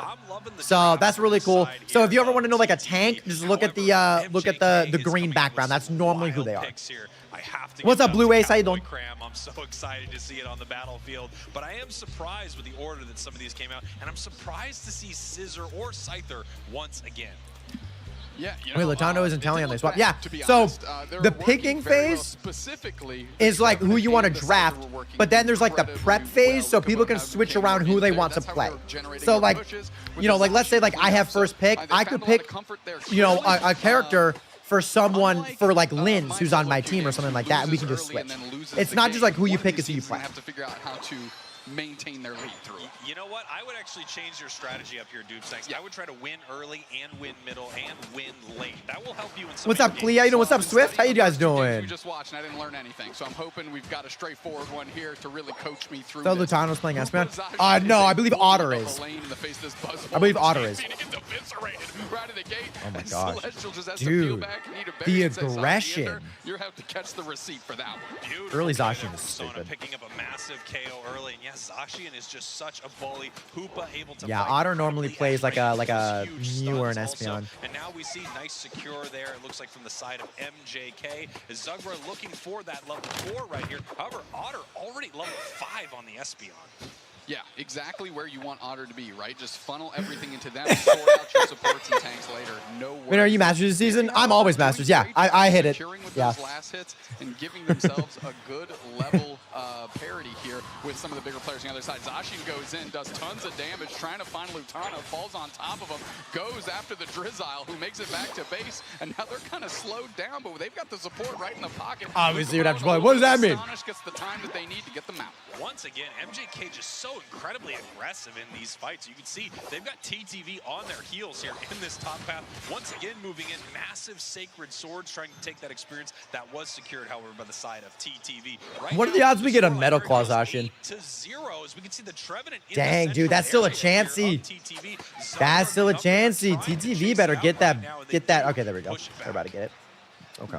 Creatively, though, they put the portal down to try and get the Trevenant it seems like MJK has a little bit of a level lead right now, not a ton. They're definitely feeding that Scyther pretty well. Cram level 6 is also pretty crazy, but I don't know if this is dive Cram or her. Oh, dude. Oh! Yo! That was a nasty Scyther Hoopa portal. Dang! That was crazy. Dude, this Scyther, dude. This Scyther goes hard. Okay, there goes Cram. Cram got caught a little bit too behind the enemy team. Dude, this Hoopa keeping that Scyther alive, man. Oh. Dude. Oh, now he's gotten caught. Yeah. That's a massive catch-up experience there. But now they're singled out. It's a 3-on-1, and they're collapsing on top of the Zacian. Can they get a Hoopa portal? They're going to see if they can catch it. Phantom Force comes through for a nice little potential stun and lets the Zacian get out of dodge. Now they're collapsing on Neri, who wants the KO on the...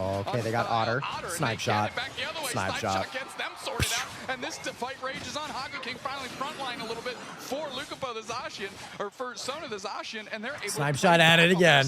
These are the most aggressive supports and tanks I've seen in a long time, Spraggles. Insanely aggressive. The fight is still continuing. I think they only backed off there for a second so they could give you a moment to breathe as Reggie Rock is being whipped off the board right here. Yeah. MJK, once dude, again, look at this position. Zacian does a whole lot. Yeah, MJK is doing a really good job making sure that TTV can't even get to the objective, much less try and snipe it with like a side shot or a snipe shot. Oh, just out of range. And a tank player, and there goes a goal zone as Lukupo and Haku King again are going in deep. Zugrug is low. They finally engage when they get the KO. Scyther still stands. Celestial comes through, gets the KO back on the Scyther, but the Zacian's just throwing down those big sword wins right. The power of Hoopa is. Right, there we go. Okay. Hoopa's gone. To catch attention. Italian gets a KO back on the Hoopa. KO streak 2 for Celeste, but now they're caught in the middle of a face of a Zacian. Neri comes in. They're going tons of air support. Bang, bang, bang, bang, bang. They're trying to sort out the Calgary Cram is. Sona finally makes it out, dodges the egg bomb, and now TTV is sieging a goal zone, and they're finally going to be able to get a crop of points in. Come on. Somehow 40. Making their way across the living room full of Legos. Call them the sticky bandits or the wet bandits, whatever you want to call them. They are no longer home alone as they are ahead on the scoreboard, 147-80. And man, what an aggressive series between these two teams. MJK just always putting that pressure on TTV. When's the last time you saw so many yellow pips on the Now it seems like TTV's got the level lead. That is how much pressure MJK is putting on this team. There's my man breathing during that. Nah, no way. That they're used to. And now Haku But was clenched. Poaching whatever's left. I mean, MJK has a very clear-cut, aggressive strategy, and they're executing it over and over again. Yeah, there's that secure. TTV's so good at secures, man. Long range, Otter gets it done for the side yeah, shot. there goes Zacian gets the Umbreon, but they're looking for one back the other way. And Talion gets them. We have the Cowboy Cram Unite. They're firing shots on everybody. Wow. KO streak of 2, and now the Reggie Alecki's going to hit, close that goal zone out. That might have been the best case scenario for them. Why'd Cram go back? Incredible stuff there from MJK. Cowboy Cram actually heading home. What is this announcer? They're the best announcers in Pokemon Unite. With a KO Spraggles and Dude Snacks. Pushing towards this bottom goal, looking to put some points in. They just want to break it at this point so that they don't have the positional advantage here for this next fight. TTV trying to make something happen. We see the snipe shots firing towards the side of MJK as they are. Yeah, that's the one thing about Hoopa is that if you're facing against a Hoopa, I know overscoring is really important, but also just breaking the goals to stop that hyperspace hole, massive strategy to do. Dude, the positioning, the tree, the Hoopa heals. I mean, TTV can't even get there. Man. So good, dude. So good at zoning. Holy cow. Unreal. never afraid. Yeah, they didn't go mean look again. As we have 4 minutes left in this They match. went snarl. There we go. Once again, Looking in the central area of TTV, taking away their farm. I mean, the level of comfort that this player has on that Pokemon is very clear to all of us now. That's why they're prio picking it so high, because they know Hagu just built different on this thing. That's what they want. And now they're closing out a goal zone. They're shrinking this lead. It's less than 200 now. This King's tree there. might If be they get dead. KO No, on them, trees. that doesn't even really matter because they're isolating so TTV good. from the rest of their key players. Yeah, great stuff here from MJK. Of course, they get chipped up, they get pushed back, but they're able to put the points on the board. They are now down by less than 100. Zugrud said, "What if I just come from behind?" Really aggressive on this goal zone. Yeah, look at that spacing Wow. right on top of the Cowboy. This is crazy, actually. Back through the shots that were Dude, that Scyther is going right after that Blissey. Uh-oh. Scyther went too far. Takes out the Scyther quickly with a side shock here. Egg-Bomb misses wide. KO streak of 2 for Otto. They're absolutely heating up. Who makes it through the They got the Hoopa there? They're not going to make that choice. They're going Dang. to take a deep breath because that didn't I thought that quite end up Hoopa the was way for they sure wanted. gone. TTV standing tall in the middle of the tsunami. Yeah, that was just crazy. It felt like they were coming at them from all angles. Yeah, they're just letting TTV this one kept go. their composure inside this fight, pushed them back, That's crazy. secured that Regieleki, and now the question is anyone going to deal with this Reggie in the bottom path? Obviously, this can give you a huge advantage moving into Rayquaza, the final Rayquaza of this series. And as I said before, Dupes Next, these series matter so much. One team moves on from each group, and this game right here could be the deciding factor. Without a doubt, these are 2 top-tier teams squaring off to kick off our day. I feel that, Mimic Beauty. I kind of want to try Snipe Shot now, just because I'm good with Venusaur. Till our Game 3 Match 1 Rayquaza is go time, baby. And now we can see TTV with some aggressive positioning here in the top path. They're looking for MJK. They want to find exactly where they are. If they can catch Sona once again on that Zacian, they can start this fight in a big way.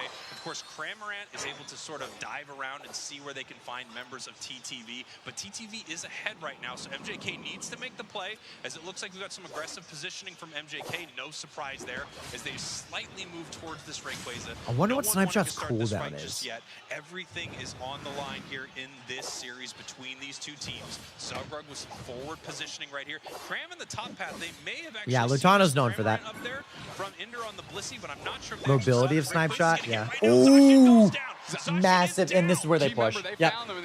This is where they push. But, oh, Cram's right behind the, uh-oh. Dang. Espeon's down. That Umbreon's also down. Oh my gosh. Oh my gosh. Oh no. There goes TTV. Just to let you left standing there from the push on him. Can they get the follow-up base? Can the Japanese team get it done? They get the KO. The Rayquaza is theirs. Match 1 MJK. It's time to get those ducats in. It's time to win yourself a match. They are running towards these goal zones. They are still behind on points. TTV looking to Wow. try to stop them, but they can't stop the bottom score, and it looks like they can't stop the center score. MJK. With only 30 seconds left and another 100 points for MJK. Wow. There really just is not enough time here for TTV. Wow. To try to stop a score. MJK with the incredible aggression right there. TTV. That's unreal. MJK, man. And then that was it for TTV. They got it. Left as they rush towards these goal zones, but there simply is not enough time for TTV, as it looks like MJK. Yeah, that Cram went all the way around and then immediately ulted the Inteleon. I'm curious if MJK used the Zacian to do the bait and switch, because they caught the Zacian Wow. immediately to TTV. Not me having them to win it The all. difference was the follow-up. The follow-up, the follow-up. They still could, I think. TTV got that Wow. KO. MJK was there to Wow. sweep in and Wow. every other Wow. member of TTV. There it goes.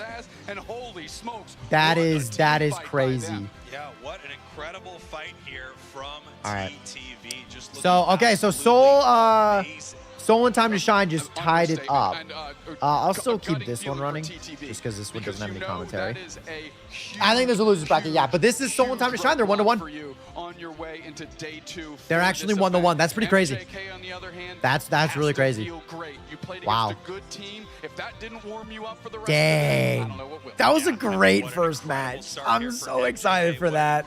That was crazy. Here in their home That was country, very World crazy. Wow. Championships right now. Obviously, Whew. we don't know how the I don't rest know, of this man. group stage is gonna play out. TTV TTV able to take I one don't think game off of TTV expected to MJK lose right that, there. but again, I They're didn't know going to take anything a about very MJK, but that was flawless run as crazy. they continue this group stage Hello. to have a chance to move Hello. on after losing this match right Wow. Yeah, they slipped out of the starting blocks. It's Wow. not the end of your race, but you got to dig in and you got to I find mean, something within you to run hard the rest of I the day and try to think make you're some right magic in the happen for sense yourself. that I MJK think needs to Mean use Look this would have momentum. We talked about helped momentum all out the a time. lot TTV had it in the for NA regional TTV. final. I don't think they MJK had just bought a that. They got massive premium answer right for now, taking out the a quality aggressive team movement of and putting Scyther and themselves the on amount the of path massive to damage day that two. it As we does. take a look here, you can see our I also think the scoreboard raid right pit was here. crazy. I Obviously, thought the TTV cram going all the in way control, around, but very, very just close match right there. absolute Been an tunnel amazing fight vision from on that MJK, Inteleon, and it was got all right over behind the it and boys. just You know, ulted. it matters how Yeah. you play And they were the like, first look, if 8 we're minutes gonna knock him out, we but need to boy, get those their main pivotal guy out of moments here. that they did, you We can't keep cannot on getting make hit with the snipe any shot. mistakes. I thought when Unfortunately, Zacian went down, TTV getting that caught was out game in their over. breakaways a But then bit, Scyther got that double kill. I mean, that was Yeah, I mean, you have to give that was credit crazy. to Again, TTV to we never honor who's watched doing everything MJK under the sun really. to take I mean, we objectives, watched We've like never seen them, right. ever. make And sure so that this team could stay the fact that they sane in the came face out, of they the did what they pressure that was being did, put on. even when But they if were I need down to by shout like one player out quite a bit. here for This was MJK, never a steamroll. They looked like the better team, like they did. I mean, MJK looked like the better team, or Yeah. TTV looked like the better team? MJK looked like the better team. So this was my thing that Chat and I were talking about, because we're kind of like, we're a little more critical over here, to be honest with you. TTV in regards to their comp had nothing really that was truly able to counteract the amount of AoE ults that MJK had. So you had Cramel with the eject button, you have the Hoopa Unboundle, you have the Scyther ult that goes out and then it collapses back in. Like when they ulted and chased TTV down their lane, I immediately said that's gonna stop TTV in its tracks in the raid pit, because the only reason TTV was able to combat that and have Otter get as many kills as he did is because they had a base that they could run back to. There was nothing that TTV had, even just healing wise, that even would have been able to keep up with that amount of AoE damage on top of the Hoopa bringing back their entire team to heal constantly. So I was very nervous for TTV going into that raid pit because they didn't have anything to counter that really. So even without the Zacian really doing anything, they kind of went crazy. So that was my very big concern, especially when I saw that they didn't go Mean Look again. I was kind of hoping that they would see how much it would have impacted, especially considering they had Zacian again as well. I also think that's what the massive problem is with your jungler being a snipe shot. It's kind of like a jungler being Venusaur, where yeah, he's going to do a lot of damage, but if you don't have either the comp or, I'm not going to take this on communication, but if you don't have the comp to protect them, if that person goes down, that is a lot of your damage, especially considering they had no problem shutting down their Espeon was doing really well. But again, if your jungler, the main guy, the one that's supposed to do a lot of damage, has to step back because he's as squishy as an Inteleon, that's going to be a problem if yours is the one that's getting targeted, if you don't have a front line that's going to protect it. So yeah, Lutano probably did like 100 and something K. But with pro players like this, with a high IQ gameplay that you're going to be able to see, they know that they need to target that one event, like they need to target that Inteleon event immediately. And that's exactly what they did with that Cram. And once that Inteleon went down, after the Zacian sniper shot, I mean, that was just so impressive by TTV. But after that Inteleon went down, you absolutely knew it was over because everyone just collapsed and melted. And Yeah, so I mean, I think MJK knew that, and they did really well. MJK's entire team was just an explosion. Like that's just kind of what their entire ult process was. And like I said, TTV, like Buzzwole ult really good. Umbreon ult can steal shields, but if it can't get in because of the amount of like Cram ult that's happening on top of Scyther ult, on top of everything else, Umbreon can only do so much, you know, on top of Inteleon.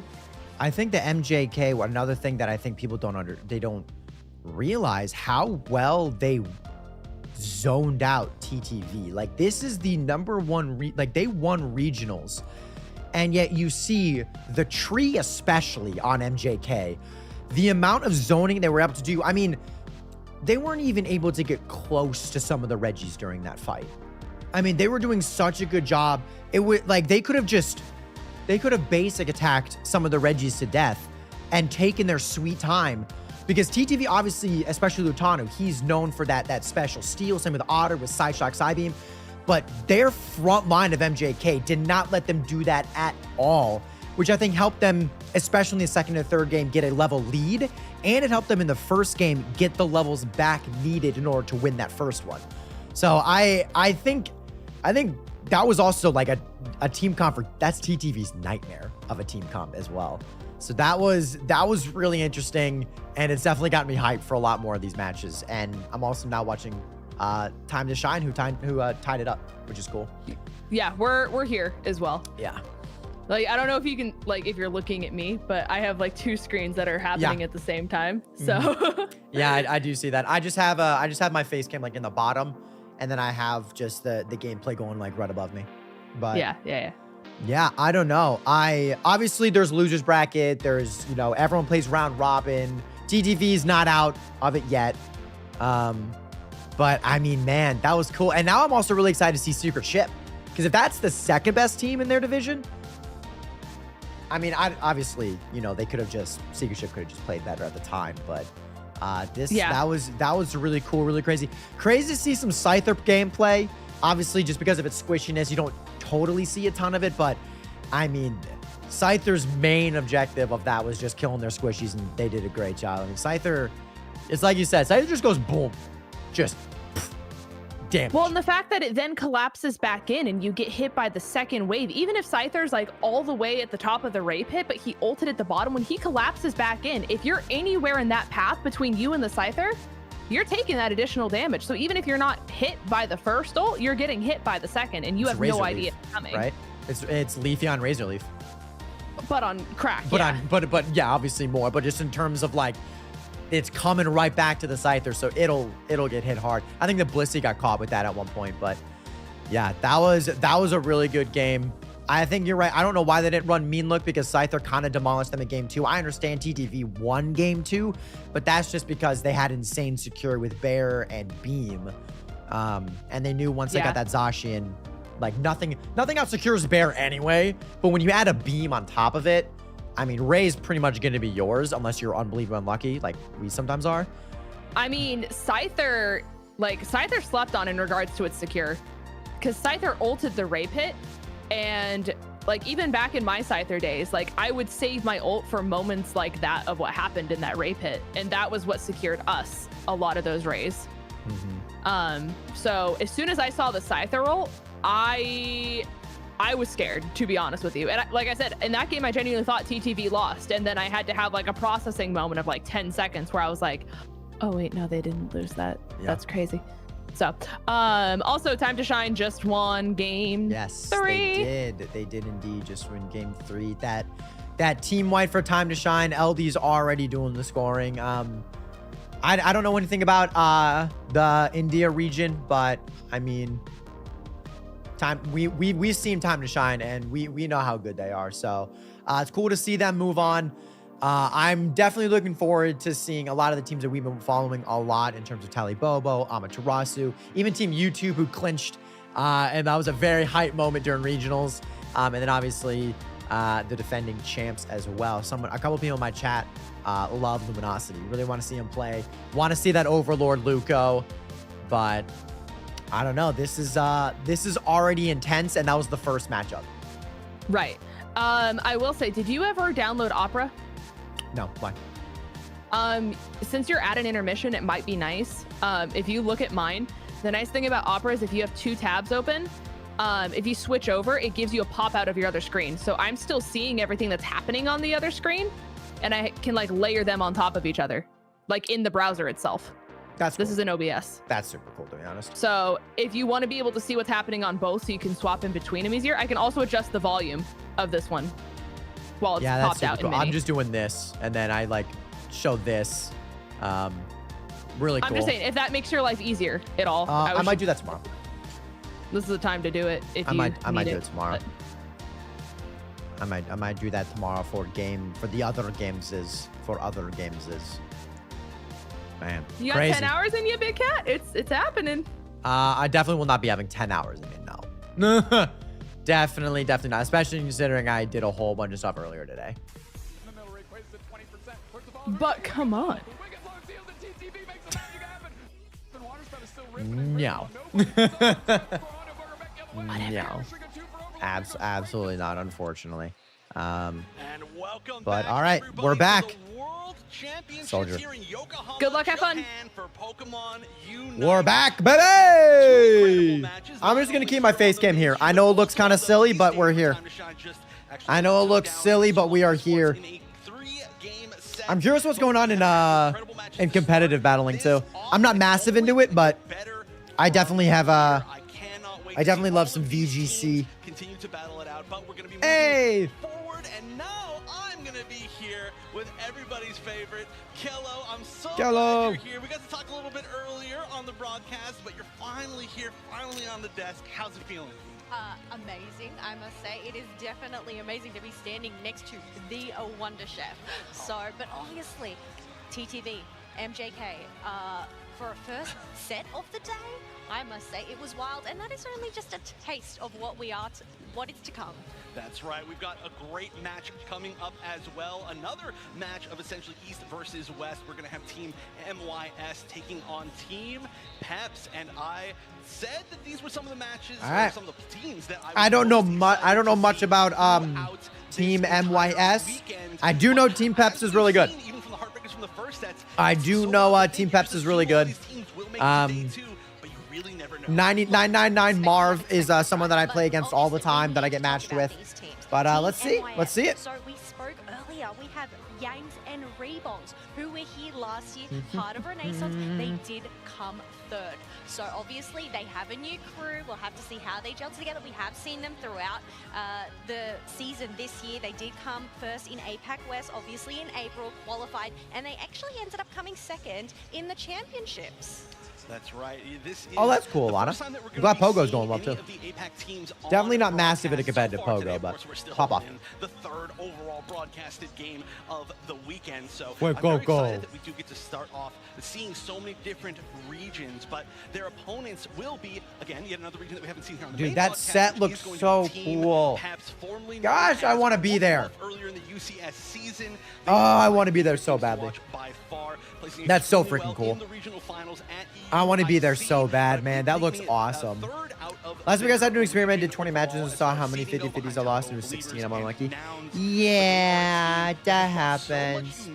Every single time that we've seen them play. Yeah, I don't know, it's tough sometimes, but Pokemon that are so good in the meta. Gonna be heavy on Flutter, Dragonite, and Urshifu for sure. Yeah. Great Tusk, I think, is also up there as well. I don't know about VGC, but I know competitive Great Tusk is loved. A lot of the Paradox mods, man, they're so strong, especially in competitive. We've seen throughout the season.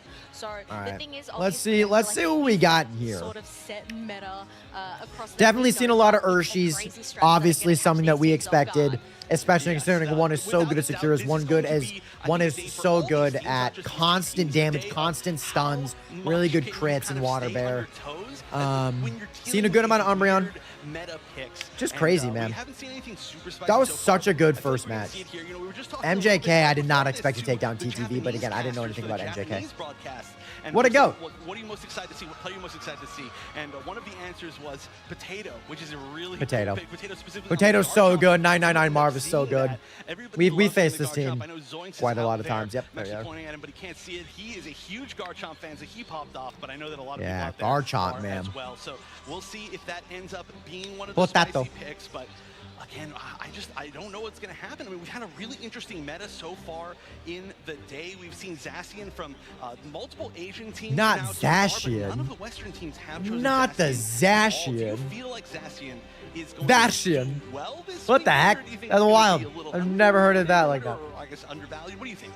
Look, only time will tell how well it goes. Obviously, we have only seen it once, and we've only spectated the one set. So we actually don't know. We have a long day ahead of us. But as I said, you know, it's these crazy wild things that these teams aren't going to expect. Maybe they are expecting it. I'm not too sure how much. His government name is Zachary. Into today, but I'd expect also, speaking of potatoes, I know this isn't the same exact thing. This is very important. Second anniversary. making use of second anniversary. But there was a pro player that I ran into so many times, and it is to date my favorite Pokemon Unite name ever. His name was Protein Shake, and I think that is one of the most amazing names. He's such a Chad. I absolutely loved it, and I'm really hoping we see him. I'm really hoping we see Protein Shake. So many different teams do very well, and I think that this is going to really inspire people for next UCS season to really come out the gate and be like, hey, I didn't compete before, but it's time this year. I can't wait to see everything that comes in the future, which maybe I'm getting a little ahead of myself because we still got I gotta make a new within the next 2 days. Gotta make a new code or a new poll. It is the fairly new game on the block, the new Start a poll, baby. block. So it's only in its second year. We don't actually know what to Team expect. MYS I know. or It's so weird because when we're here, and for so many of these tournaments, we've all been in so many of these UCS tournaments. Have and fun! we've kind of known more what to expect, and this is such a big mystery for all of us, like the meta, the players, what's going to do well. Just the fact that we've already had one of the favorite teams, one of the first seeds, get knocked, lose their first game, I guess. It's a round robin, so it's not like loser's bracket yet, not until tomorrow. Okay. I don't know this dance move, but okay. I love all these hats. I don't know the dance move. Okay. She probably has no idea that she was just live in front of thousands doing something. Is there a player named Potato? Yeah, on Team Peps. Many people, and especially this many people out here for Unite. So shout outs to everybody out in the crowd from moment W one though, of Rowan. the tournament. W though. Extremely hyped. How have you been enjoying Worlds, Keller? Look, you said that it's your third time? Well, it is actually only my first time here, experiencing an in-person event, but also Worlds, the biggest one. It is absolutely insane, and I must say, the atmosphere is chef's kiss. Oh, yes, chef's kiss. Wonder chef's kiss. It is. It's like nothing I've ever experienced before. But again, let's just recap how the format works for anybody who's just tuning in, because this is going to be a long, long weekend. We're currently in the group stage. I wonder if they had to stand for all 10 hours. A, B, C, D, E, F, G, and H. And there is a round robin between every single member of those groups. So every one team that you're going to see here today is going to be playing 2 or 3 games based on how you do in, based on how many members there are in that group. That's what I'm going for. And then the top team of each of those groups will be moving forward to tomorrow, which is a whole big different thing. But just once again, if you have not been kind of following along throughout this entire season, we've got a little explainer for you for how this works. Roland's going for a hero play. Trainer starting through. Buzzwole takes it, but they couldn't stop either of them. Oh my gosh, throwback to the first map in this game, man. Hello, trainers. Throwback to Join us as we that. cover the format for the Pokemon Unite World Championships in Yokohama, Japan. Over the past season, players from all over the world have competed at the highest levels in their regions to qualify. Each competing region will be sending their best teams to represent them on the world stage. High stakes will test the resolve in the most anticipated tournament of the year. On the first day of the World Championships, teams will be sorted into groups, then face off in round-robin matches. The best teams from each group will advance forward. This takes us into the second day, where the top teams from day 1 will battle through a double elimination bracket, all the way to the grand final. Everything is on the line here, as the winning team can look forward to being crowned the world champions, as well as take the lion's share of the $500,000 prize pool. Unreal. All of the best teams are eager to prove themselves in Japan. Who will ultimately win? Will there be any surprises? Comeback stories? You never know what'll go down. Be sure to tune in and find out. Look at that Glaceon. Oh God, get Sableye out of here. And you can see there that is going to be a tough road for so many of these teams here. And of course, we're getting set up for Team MYS versus Team Peps. So who could That's that such a be? sick jacket. I think we all know there. One of the most famous Team crowd- Peps. Oh, look at Gugashi in the Team background. Look at Peps. that, the double Team shot Peps. of some well-known Team characters Peps. here in Team the community. Peps. I'm loving it. I absolutely love Pump wearing that drip. That is definitely Yeah, it's the suit that unreal he to me is known for. how You many can people spot play him from a mobile. mile away in that suit. It is Actually, unreal was wearing, how like, I many think it people wasn't, play like, full mobile. suit pants, but, like, shorts of it yesterday. I mean, couldn't it's recall that. crazy. Like it's weird to play Switch in Worlds. Possible. So I'm always impressed by that. Okay, I guess shout all out of them to played Switch, the but whatever. A lot of people play entire Worlds. scene here, like I said, showing up so many just to even spectate. It is like nothing I've ever seen from across the world. I mean, I bet in this camera shot we're seeing people from at least 6, 7 different countries, even that one alone. This one, way more. Oh, well, that's the thing. It's just so multicultural here. There's a wide variety. It's not only, obviously, players from their home turf in Japan, but we have people from all around the world here, Chef. Oh, I know, and all of these different regions, of course, we're going to see APAC West versus EU. That just shows how far it goes, but no. Okay. Once again, everybody in the crowd. Nothing going there. This truly is Pokemon We just gotta keep on Unite. going here. Chat, I'm going to use the bathroom really quick. It's brought so many people together from so many different regions, which is what we're seeing. I mean, how many people have we already met that we've never had the chance to meet in person just throughout even this bit? I mean, look, we've got even a competitive team right back there. Look at they're hiding behind the camera shot. Hold on a minute. You can't hide back there. Look, one thing I must say is I love how everybody, almost people are, they have their favorite Pokemon by their side. Probably a good luck charm, but I think you can tell a lot about a person about the plushie that they do carry around with them, right? Yeah, you have to have your lucky Pokemon, right? I mean, I've got Cramorant. I actually had my Cramorant plushie. I should have brought it, but it was at home. I do have my Cramorant shirt for maybe tomorrow. I know you got the Eevee shirt. Is Eevee your luck Pokemon? Eevee, or the Eeveelutions in general, Sylveon would be my favorite. I would absolutely love to see somebody pick up Sylveon today. Fingers crossed. Hey, I think there's an extremely good chance we're going to see that. But another thing that you can see yourself is it's not just a competition for this weekend for Unite. There's events that you can take yourself, take a part in. back. And so we can take a look at one of those that's going on in Pokemon Unite right now. Oh, I don't care about how to get Mewtwo. Boo! Boo! Boo! Boo! Frick Mewtwo! Boo! Boo! Boo!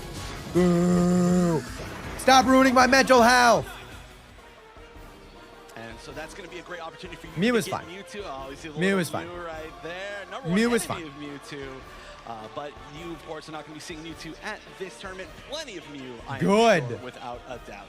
Oh, without a doubt. Now, while we might not be able to get Mewtwo, we have obviously seen Zacian already. Both those legendaries, we know that they're super powerful.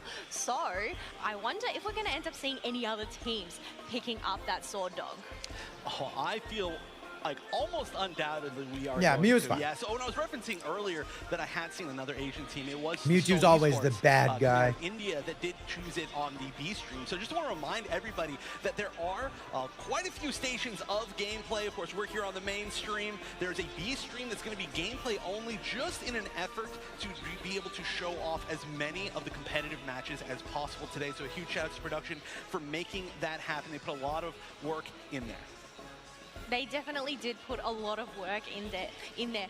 But you know what? Not only production, but look at this stage. It is beautiful. Yeah, the platinum emblems don't do anything, Z-Dog. They're just for show. This is so representative of the area. You know, I mean, I know our hotel's right next to that actual Same with the Ferris Pikachu wheel, one. which is very cool, by the way. Lights up with a Pikachu every 15 minutes. Very, very bright outside my window. Definitely not when I'm trying to sleep. Not at all. No, I'm just kidding. It's very cool. This area is sweet.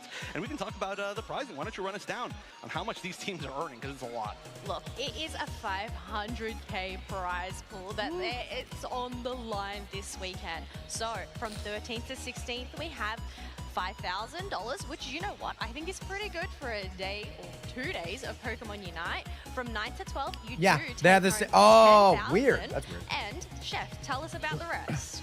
Well, first of all, let me just say that if you get 16th, you get just about enough to for one full run in the Pokemon Center, which I think we both experienced. But I actually forget where you ended off because I was thinking about how much money I spent there this weekend. But I believe 7th through 8th, it's going to be $25,000 for the team, 5th through 6th, $45,000, and then $60,000 and up. Oh so my gosh, just the amount of money I would lose going there. Holy cow. Had a decent cow. amount of money throughout the rest of the season, but this is where the real meat and potatoes of the prizing is. And again, if any of those teams win that money, please, I need help. help, I bought everything at the Pokemon Center.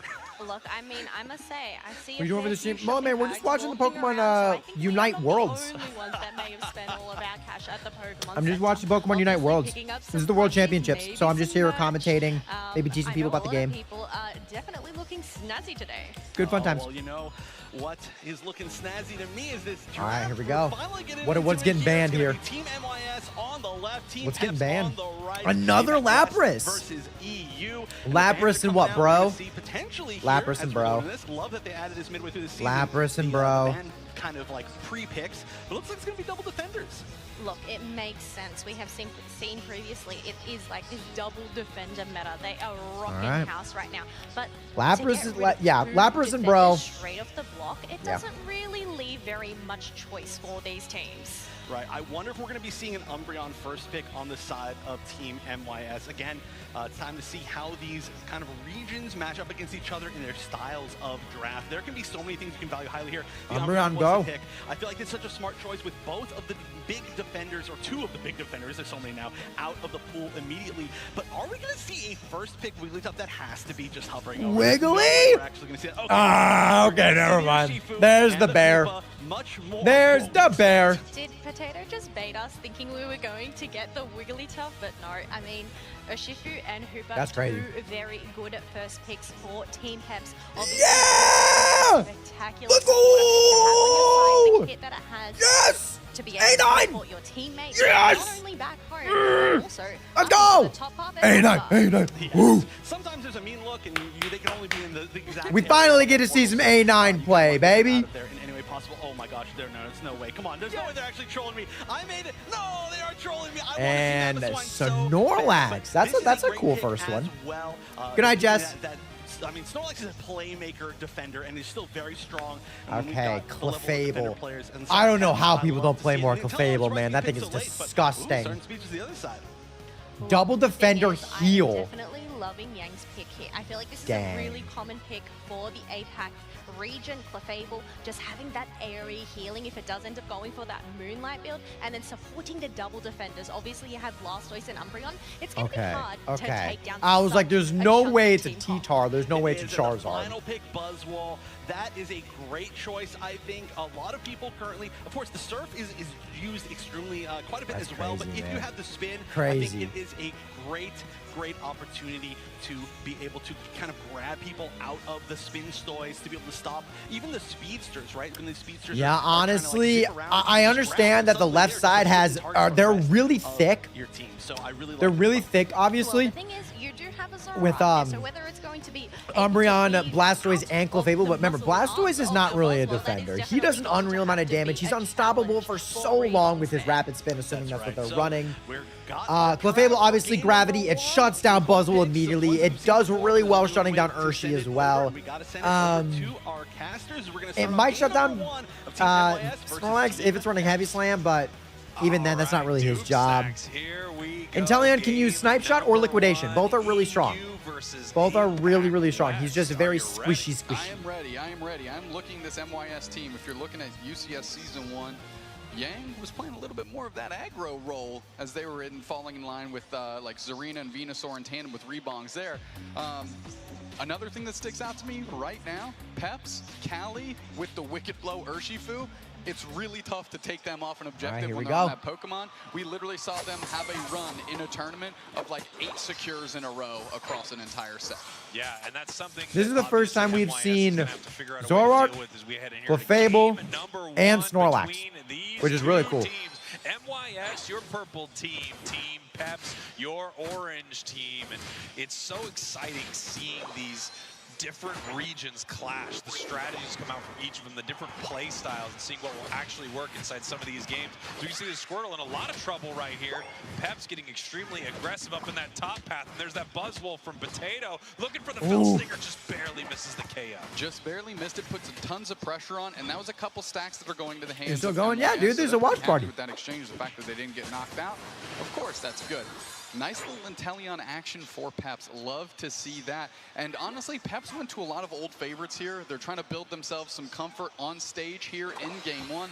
MYS, on the other hand, they're looking to throw a little bit of different action and maybe a little spin to win in the Clefable Moonlight to just have this endlessly never KO'able Blastoise by endgame. Here we go. Callie getting ready with that big wicked blow here. Nice just moves by none of Looks them. like they got a lot of that here as Squirtle The bear still got way all of them. behind, needs its level 5 as they are now pushing into the bottom path right here, but it's hard to push Here's into Mean Look. this Inteleon with that massive Here's Mean water Look. gun early. They're just going to chase them out. You know, I have to wonder, did MYS take away this Alolan Ninetales from Ikelis on the side of Team Peps? If they did, they gave them an Inteleon, so we're going to have to see how that's going to fare for them. It's wearing like a trench coat Amazing thing, on Alolan Alana. Ninetales, but Inteleon is Very so interesting. powerful right now. Look how aggro MYS is. Oh my They're trying to God. dive on top of Callie. They know this is going to be an issue. They're sitting on top of the portal, just blink out in time. Good support by Human for Callie. Now that Zoroark is low, if they make the call, you actually see Ikelis peeling up to try and get on top of Rebongs here. They're going to make it out, but You good can't chase down a adjustments on the Zoroark. fly by Peps. Yeah, really nice job by Peps right there to make sure they did not get KO'd in that exchange. And you can see these hyperspace holes just in perfect positioning right here. Dude, they the know how long movement it's on gonna take to Zoroark, charge his up that jump wicked is blow. insane. They're able to charge it up, try to take a big secure, and then head back home in case the damage gets too intense from MYS. However, MYS, the only team to put points on the board so far, 21-0 right now. That's no new news if you're Peps. We've seen them put up a lot of donuts by the end of a game here. They are the biggest pendulum swing of a team I've ever seen. We've seen them lose by 1,000-0 and literally win the next 2 games in a row in a tournament setting. Wildly, call it inconsistent. I call it just an absolute kerfuffle of a team strategy. Here we go. Nice Not the snipe kerfuffle, shot, but chat. unfortunately misses after that push from the Blizzard right there. Here comes the I'm not gonna lie, catching Mean that Look Inteleon. Zoroark, Beautiful Blizzard avalanche that's a here from MYS. 4 disgusting points raining in combo. for them.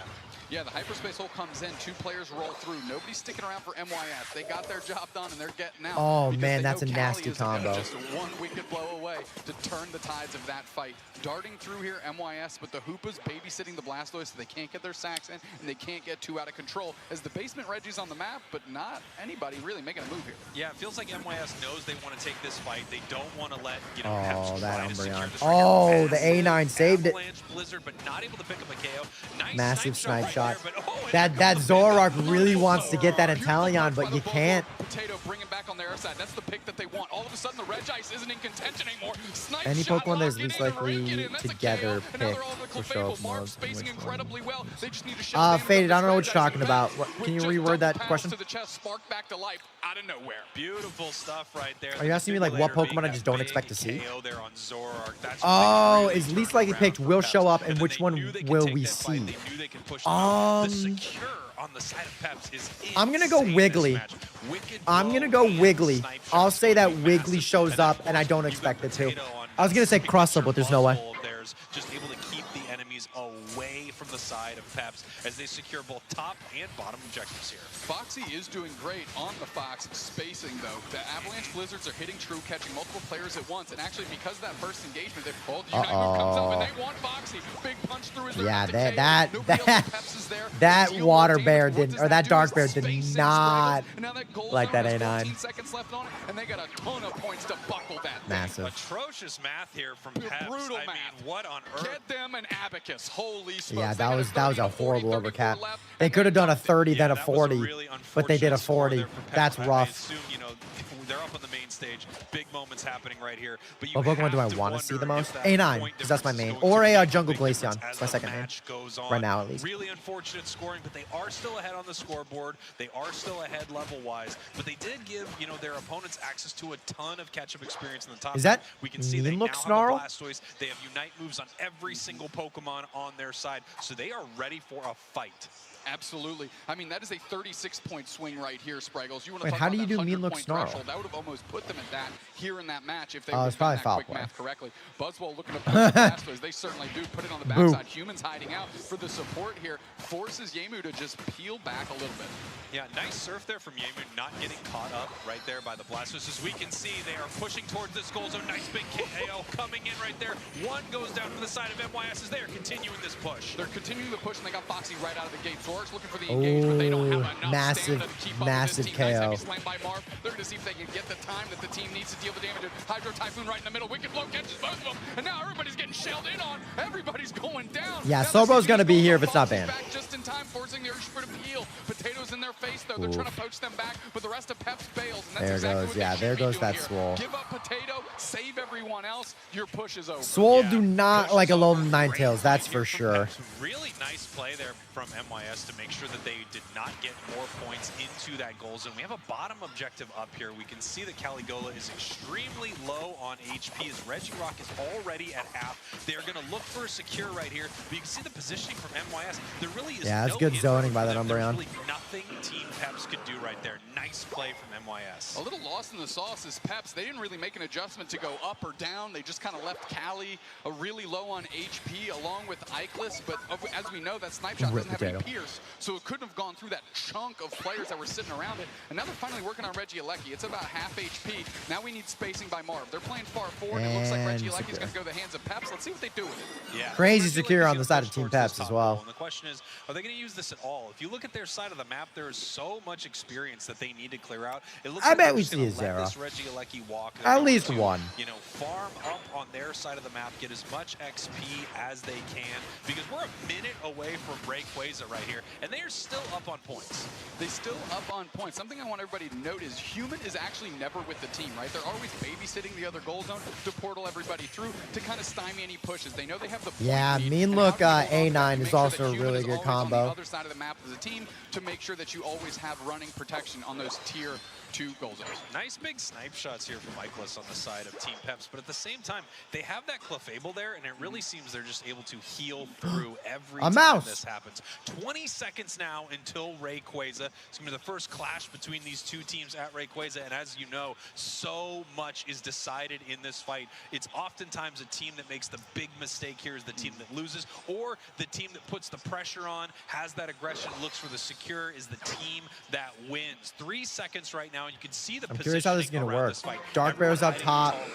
Zoroark Zoroark is right there with him. You have your defenders out here getting vision for their team. You can see MYS actually getting pretty aggressive right here with their Umbreon, just trying to figure out exactly where members of Peps are. They know they are behind right now, Doopsnack, so they know they are the team that has to make a play right here, and they are moving towards Rayquaza. The block already comes out kind of preemptively, so the Buzzwole can't get collapsed on. Froggy's coming through. I'm wondering if that EV passive is broken there. That's going to be important. We're trying to box out. Nice little pseudo engaged by Rebongs. They're chipped up. Buzzwole's all over this Pokemon. The Umbreon tries to make it happen. Use their Unite move. There goes the Umbreon. Everything in the middle. Rayquaza's at 0.5%. Big surf back the other way, trying to space out Peps. Can they get back into the middle, though? We're chilling a ton massive. There's 2 players down already.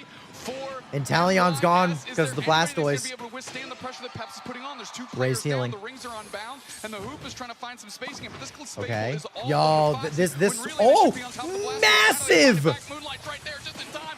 massive, massive avalanche. Oh, back cap though. Massive back cap too. Coming off on respawn shortly. They need Ikelis back in the middle to try and secure his Spraggle. This Rayquaza is getting melted down so slowly. There goes Marv. Goes down, but players are back. Who's going to try and get in the middle? Humans on the pivot. Are they going to be able to hyperspace hold, steal this thing under try? They're going to try. The Zoroark takes it. Snipe shot is late. Human takes tons of damage. Now Okay, 40 seconds. I think this goes to Team MYS. Here they go. 100 points raining into this top goal zone. It looks like another 100 points trying to rain into the bottom goal zone, and it does. Zoroark scores it. As they push towards this goal zone, they stop the Clefable right there. So it is massive serve. Oh, they broke the shield. Right here. 253 to 203. Okay. This is not over. They need to push. Zoroark, I believe, still has a Rayquaza shield. Does Zoroark have a shield? Does this Alolan Ninetales looking towards his bottom path. Yep, there it is. Sneaking in, and can Buzzwole stop there it is. cannot. Massive Zoroark play. Well done. Massive Zoroark play. Well done. Team MYS, man. Zoroark sandbagging their shield was the difference maker. Quickly got their points in, quickly got wow. out, and opened up that opportunity for them to score. I'll tell you what, this was a heck of a match, and this was a lot that was a closer crazy than match that right last there. Little final push. You said it right when we were talking about it. Rayquaza's come down to solid all right, team this is fighting. Kumu, Oyasumi Makuro. I don't know anything about these guys, but have fun. Quickly. They took a couple quick KOs, but they didn't have the sustain or follow-up. Really, that was pretty crazy, chat. That was a really good fight. And couldn't leverage the first 2 KOs. I think that was actually a really good fight. Foxy with that nice faded. Get that 6, bruh. Really seemed to very nice, very nice. for them. And no worries, Alana. That was a really good fight. That was actually a really good fight. I actually really enjoyed that. Once again, the team in the lead comes out on That was really good. bottom. That's Really, just really, gonna really be the good. story of today, apparently. But wow, Team Hello. Peps was looking very, Hello. very good. I mean, this was a great back and forth. This was a very close Hello, game hello. together. It just seemed like they were What'd you in control, think? but they, I think Well, I'm you not can gonna lie see to you. right I was there, kind of just distracted all that this match. towards the end, of course, My they were Chipotle poised, still isn't here. realistically, I feel like the Quasar fight was the turning And point there was the in whole the situation where they were like Look, right next when to my there's a house, raid, but then they there started is a driving raid. away from my house. Obviously, yes, it's 10 And I was like, minutes, but it that's all really comes down strange. to that So then I final was like, but stretch. I never got a let's have delivery look at these notification. So then I stats went here. downstairs We to can check on my obviously- food, we and were then they talking about weren't, this. like, it wasn't there. And then they were like went to this other area and they stopped, and then they weren't moving for a long time. And I was like, okay, maybe they're just doing multiple orders on the way. You know, like sometimes that happens. I Right. can't determine like what order it goes in. Right. But then they just stopped and like did not move for like 15 minutes. So then my chat was like, you need to call. So then I called, and then they didn't answer, and their voicemail was in Spanish. And I was like, I don't speak Spanish. They won't know. Like, I don't know if that's their first language or not. Like, I don't like want to leave a voicemail if they can't understand me. But I think they're moving now. I hope they're moving now. I'm just really hungry. But we've been invested in this. Okay. Wow. Okay. but- Well, yeah, that's definitely different than the match that I actually watched. Right. I honestly thought it was. I honestly thought it was actually a really good fight. I think both teams were pretty passive. I didn't think they were too aggro. I loved the team comp of Team MYS specifically because they were fat. They were fat. And they had they Moonlight had a snow Plus tail. somehow, and I was cheering for the A9 for sure. I was cheering for that A9. I saw that locked in. I was really, really excited because I got debated last time with the cram. But definitely love seeing the A9. Also realized how nasty of a combo Mean Look Umbreon Zoroark is. Because when you make them not able to move, which by the way, that shuts, obviously Mean Look shuts down Swole and Dark Bear, kind of Dark Bear, more Water Bear, but then you also add Gravity on top of that. They're massive heavy hitters. Just Team Peps it just didn't really look like they could do a whole lot. And I, obviously, as everyone knows, Blastoise is not really a defender. He does an ungodly amount of damage. I was surprised to see Surf Bro with that comp, specifically because I thought that they needed a little bit more damage, and obviously Rapid Spout is the way to go. But yeah, I thought it was actually really good. I think Peps was just very hesitant. A little bit passive. I think Doob Snacks was talking about it during the thing as well, is that they have lost multiple games with 0 points. So they're not a massive heavy scoring team.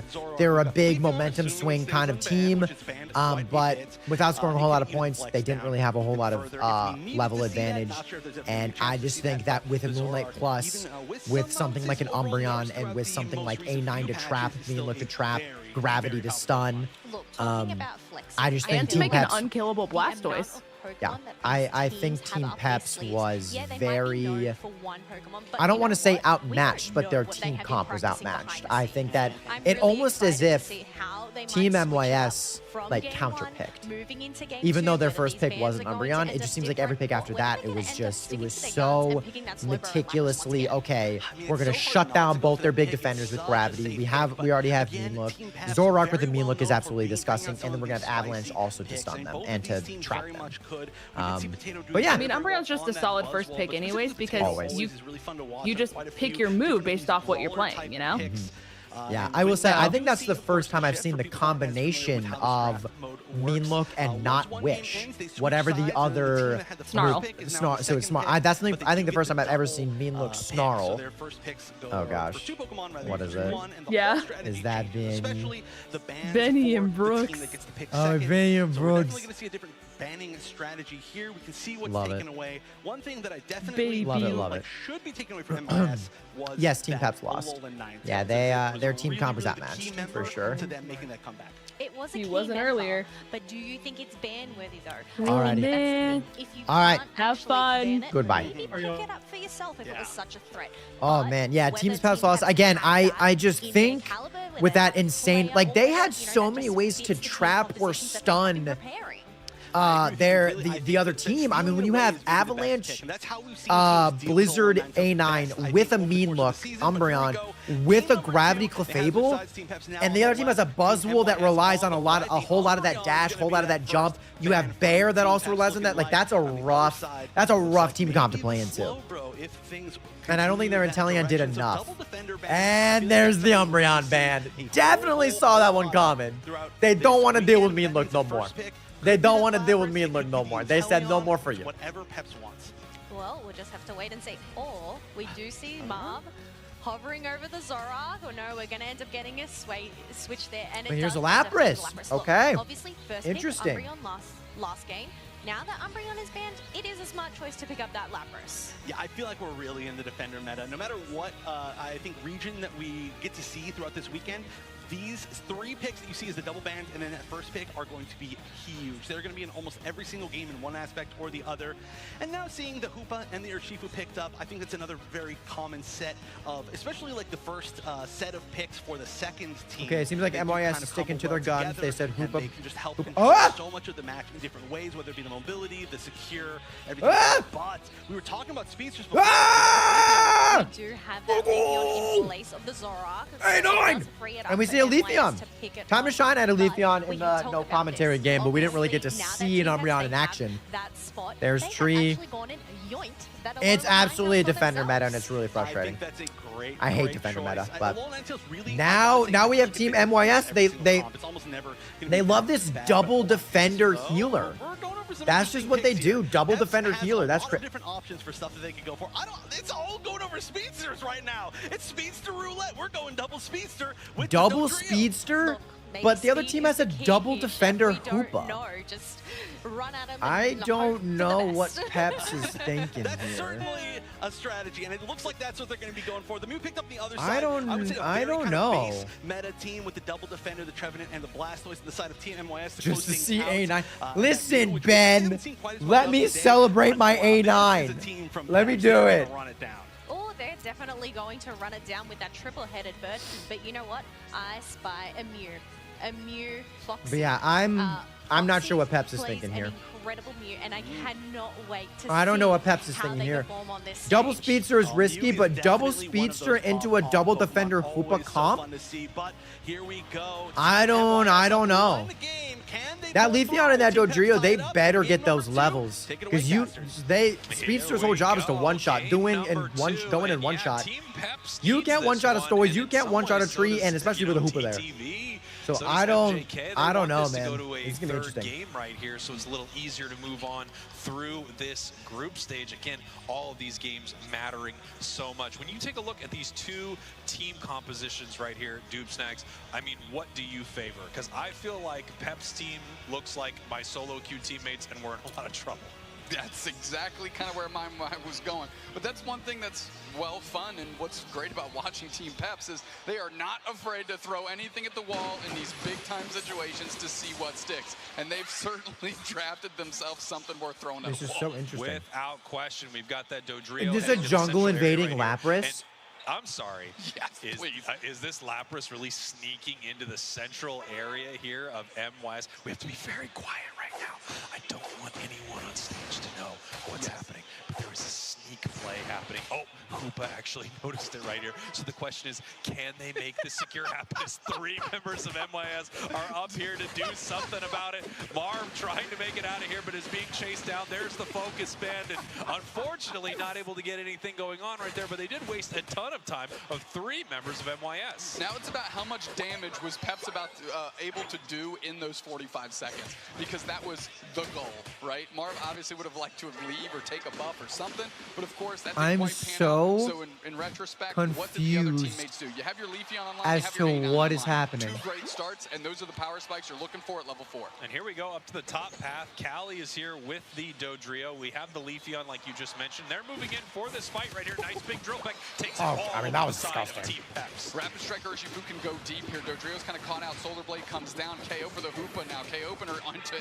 MYS. Here's a good start for them. This LV gets just chased down. Going in. Holy smokes. Yeah, great stuff there from MYS. Obviously, all the experience over Team to the MYS side is actually the number one of seed in, Peps there for I the think fight, number one but, seed in you know, they decided APW. to take it back in the form of KO. Oh! Ooh, so close. Just barely making it up through that hyperspace hole. That would have all made it worth it here for Peps if they could have gotten at least one of those KOs. The fact that they left with Yeah, that's nothing tough is that both tough. lived on However, a they are sliver doing there. great on the levels leads here. Cali is still the biggest thing on the map. That's crucial for them. And now how are they going to leverage these advantages? Because eventually MYS's team scales better. They're going to catch up, and at that point in time, it's going to be a lot worse. Yeah, you see Cali right here. I mean, still stacking up. Obviously, they stacked up in the top path early, moving back. This Dodrio's not letting the tree evolve. A little bit of trouble right here, but they want those attack weight stacks so incredibly badly. They matter so much for these speedster Pokemon that scale extremely well off of their attack stat. Dang. They need to make sure that when that drill peck The level hits, lead on it Team gets rid of MYS. something on the side of Team MYS. It's actually not that big. That's going to be I lied. critical, of course. I'm looking at Ikelis. They're going to have to be a hyper carry to me. We've seen them on this Pokemon. They've played A9 incredibly well, and this needs to be one of their best performances. On the side of Potato, we've never seen Leafeon, not only in the UCS so far, but Again, certainly I'm not just in so Potato's hands. confused at So what I'm this team expecting comp big is things out of them to take them off of for guard, Team Chomp, and Peps. Buzzwole. Yeah, you're right. Ikelis just incredible on that Alolan Night. Yeah, Let me I've tell you never what, seen Jungle Foxy Invade on the side Lapras. of I've MYS seen a lot of really Jungle giving them a run Invade. for their money last game. I Sableye, thought they weren't Hoopa, crowned the Snorlax, MVP, but they were the Greedent, MVP in my Talonflame, heart. Just Doduo. incredible spacing Never a and damage from Lapras. them. As we get ready for this fight right here, MYS just in a perfect position to take this, and it looks like Peps isn't really going to be able to do anything about it. No, not Good even zoning. possibly look for a steal here. Tree is so frustrating when it comes to the zoning. Oh my gosh. Stacking and think they can get back to this goal zone to protect it. They're trying to look to Something see where their happened in some opportunities other are going to competition. be. They closed the goal zone out, so certainly on the scoreboard, Marv in the middle trying to do what they can with the Parrish song. The fact that they didn't KO is huge in and of itself. Credit to Human here, but a lot of points are going to be able to go in. Finally, 2 players are down. Mew gets credit for both. And my gosh. MYS all over this goal zone, eh? Yeah, they are. Dodrio's just moving in farming. right here. Pokemon uniting, if you will. All 5 on one goal zone, just picking up KOs, shutting this goal zone down. Oh, getting their and they level Hoopud, lead back, man. And getting their point See, lead this is back what I right mean. here, You as it can't do looks double like speedster and do a defender. barely making He it made out it, of he that made it fight. out, though. You got to give credit to Froggy there. They're the only What's up, Antonio? reason No worries, brother. That Urshifu stayed standing. Caught the perfect wood hammer on a Dodrio. Not an easy thing to do, but doing big plays on the big stage, saving their carry. Yeah, and Team Peps, you know, they are down a game right here, so they really need to put something together and figure out a way to win this thing. They have a lot of burst damage. Look at that you know, A9. incredibly Look at that A9 damage. aggressive composition here from them, but it has not paid off as of yet. They really haven't had any impressive fights. And they're Yeah, going into it a seems pretty like tanky MYS team. isn't fair about this. Trevenant and a Blastoise that they have to deal with somehow. Yeah, I mean, their initial punch into their engagement game, is not including you two. massive. For someone, for like a Pokemon that I play, I feel like Greedent is the second most annoying, probably. I absolutely despise Greedent. Dodrio's also up there, just because I don't really play like some squishier characters.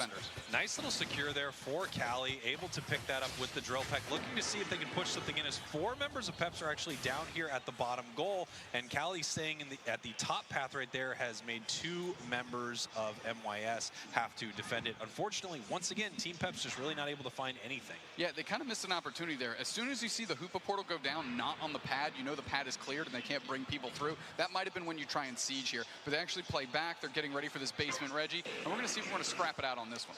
Yeah, that's what I'm saying, Faded. Like, they saw that the other team already had 2 defenders, and yet they don't. They went 2 speedsters. Like, I'm so confused. They're level 11, so they're doing well with the levels. But I'm so confused. This top goal zone right now. I mean, classic Hoopa play here. You've got your Hoopa with Unite. You mean Invade Greedents? They're the bane of my existence. So they can't get KO'd. Trebunite back the other way. They're going to see who they can catch, and it's just Marv in the middle. Hydro Typhoon doesn't catch anybody, but the follow-up on the push on the Trevenant as they tried and poach 3 players. That's 3 players down instantly. MYS Again, this Dodrio is just running around, just getting levels, and he's scoring randomly. Like, that's all. He hasn't been a part of a single team, but I know this is their strategy. That's what a lot of Dodrios do.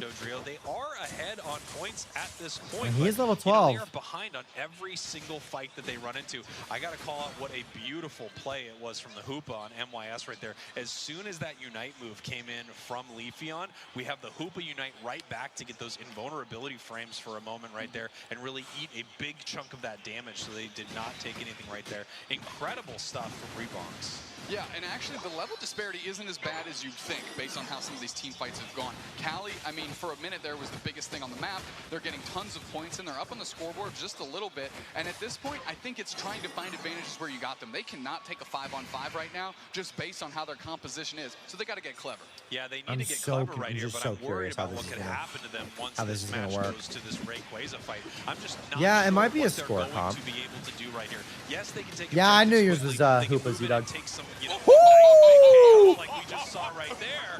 Really nice stuff from the Leafeon, but they have not been able to secure a ton of team fight wins. That was a bad unite by the Ninetales. Suddenly, we just learned a little something about Potatoes, Leafeon. I don't know. That was a very bad unite by the Ninetales, unless they can get it back. Maybe it's running amp, and I don't know. Incredible stuff there from Potato, and like you said a little earlier, we have not seen this Pokemon used competitively, and the real question is what is Leafeon going to bring to this meta right here? And you can see just heading with that Solar Blade, picking up some real massive KOs, even on a Blastoise. I mean, tons of damage being rained in. I mean, that is their howitzer that they have on their side. The rest of their damage is a big pop. This tree said, I'm out. Tandem, then they do have an opportunity. We just saw it right there. This Trevor going down with 20 seconds left. They're down. That's another big time KO. We were talking about defense and HP bars, and I'll tell you what, they're eviscerating MYS's right now in the late stages of this one. Yeah, looking incredible right here at the start of this. Well, I mean, the level disparity of the map, but nobody wants anything to do is with pretty it much there's equal. a big important objective heading into this central area right here. This is huge. It's actually exactly they need equal. a win. They are ahead right now, but they cannot get caught out in a bad way in this fight. Leafeon cannot go down to I don't think Team Peps wins this team fight. Right here, or they are going unless to Team MYS is just not smart. May take the aggressive position oh, back cap. Off the map.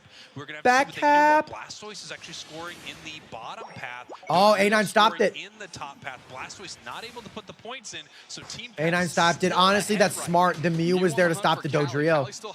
Oh, but that I was about to say that Mew might be dead here.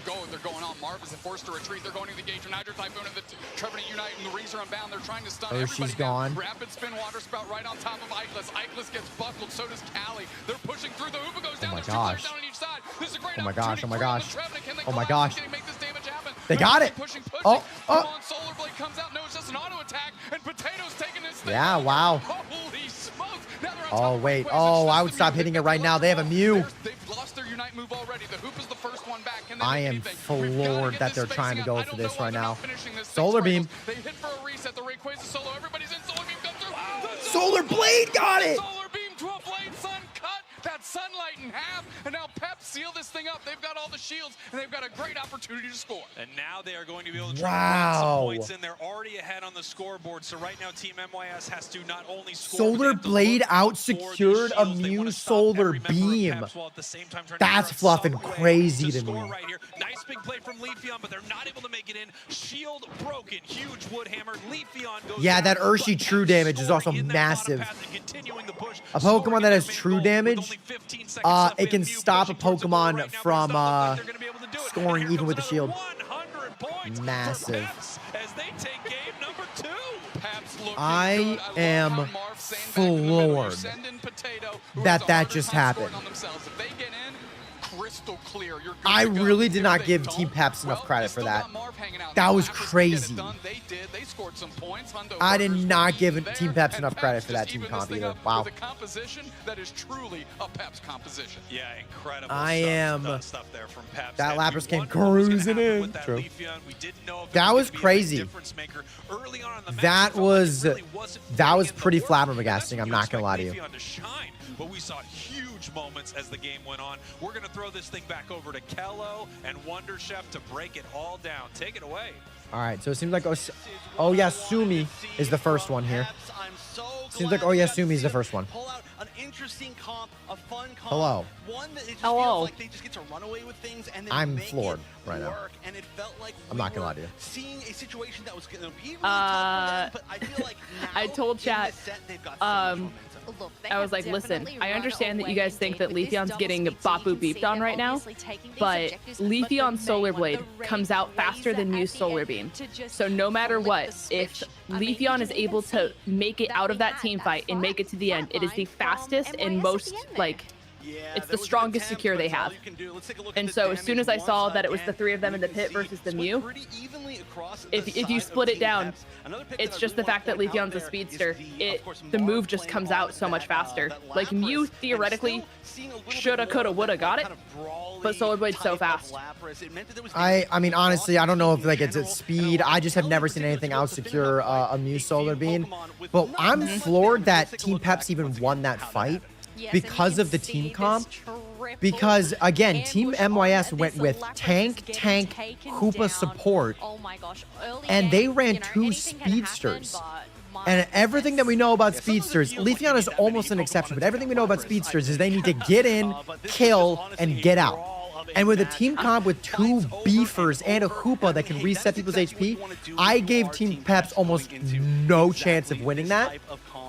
And all they did was the Dodrio just kept on scoring. They lost so many of the early team fights. Dodrio 14, 19, 15 kept on scoring. So that kept the score close to where the team fight in the Ray Pit was what was going to determine it. But I even told them I don't see a world in which Team Peps wins this, because I did not expect them to be able to take out their tanks with 2 speedsters. But I guess I have never seen a Leafeon in competitive yet, and that thing's a speedster, but the damage, the quick damage that Solar Blade can do is actually a pretty big tank's worst nightmare. I mean, the thing that I don't know how to say the other team's name. I'm just gonna Teamies. Is that literally how you say it? I call them Team MYS. Team MYS. The thing that that's literally what it says. Don't scoff at me. No, I think it's fine. The thing with them is Urshi was their main damage dealer, and that's the problem with the comp that they ran. And Woof Woof, I'm going to call them that because I keep forgetting their actual name, genuinely knew that if they took out Urshifu, their entire team collapses around it because they do so much damage that the other team just can't keep up with it. They don't have a secure, they don't have anything else. Like Mew does a lot of damage, but Mew has it's a big cooldown for Solar Beam and stuff like that. So if you take out their Urshifu, everything else kind of crumbles around because yeah, Tree can space, but it takes a lot for them to take out everything with the hypermobility that the other team has on top of Freeze. So it was kind of a game of they were ahead, which helped their situation a lot because if they had to be the one to push the fight, I don't think it would have gone as well. But literally all they had to do was stall, get the Urshifu to be vulnerable, get eyes on it, take it out first, and then let everything else crumble. Because no matter what, whoever you had standing on Woof Woof's team, they had shred. No matter who was left standing, they could have ripped Ray. Yeah, they definitely had some real strong shred for sure. The other team didn't have that. I mean, they had Beam, which, as we've seen, can steal almost everything. But again, I think what makes this whole entire tournament so unique is that every Pokemon that has ever been banned is now playable. So this is the first tournament that we have seen Zacian, Leafeon. We haven't seen it yet, but Shandy, Jungle Invading Lapras, which was, I did not understand that. My chat was freaking out about it as well. Never seen that before. Immediate death. But again, I didn't expect 2 speedsters into a comp of 2 tanks plus a Hoopa to be able to be as effective as they were, but they just did it so well in terms of they avoided a lot of team fights, didn't give the other team a whole lot of experience killing them. You saw in a couple of Reggie fights, Dodrio was in the opposite jungle, taking all of that farm that spawned, getting those tiny little scores that would always add up to keep that to keep the score close. And then just during the Ray fight, I think we're finally seeing that while tanks definitely do well against speedsters like a Gengar or a Dodrio, there are a couple exceptions like Leafeon now where like if You they may get have a the lot of opportunity HP, to but do it, Leafeon will go a somewhat make that go similar down to a combo. I think quarter they're or trying to do less something else real because it quick. did work really So well. Especially, But didn't see if there Leafeon is, was exactly stacking or like you not. said, you know, if they do try But to if you start targeting get out the speedsters, like if maybe you get there's those speedster attack ban, weight and then stacks they off on that pick a speedster Leafeon, that's really strong, I we mean, you're going to be might doing Inteleon see level damage, some sort you know, flex of over, and just it's like you're just giving chunking us these space. Would you Pokemon be happy with that too? that are like Well, even that's as the heavy as thing. a There are just Blastoise. so many choices, Yeah. so many You know, Yeah. we faced an all defender team even just a couple days ago, and I was able to get 6 stacks off on Leafeon, and it shredded them low enough to where you guys could clean up. Yeah, yeah. I think Leafeon is going to be very heavily used a lot of the time. Again, very shocked it wasn't Rapid Spout. I don't know if that's actually if that moveset specifically is still banned, but I'm very shocked that we haven't seen it yet. Especially considering it's something like a Dodrio. If you aren't susceptible to its stun of Drill Peck because you're unstoppable with everything, I think I was very shocked about that, but. Then again, that's why they're playing and I'm watching. Right. But, You leave all that right, gamer. good luck, have fun. on the table, and it ends up being Craziness, Lapras chat. Absolute going to the craziness. side of MYS this time around.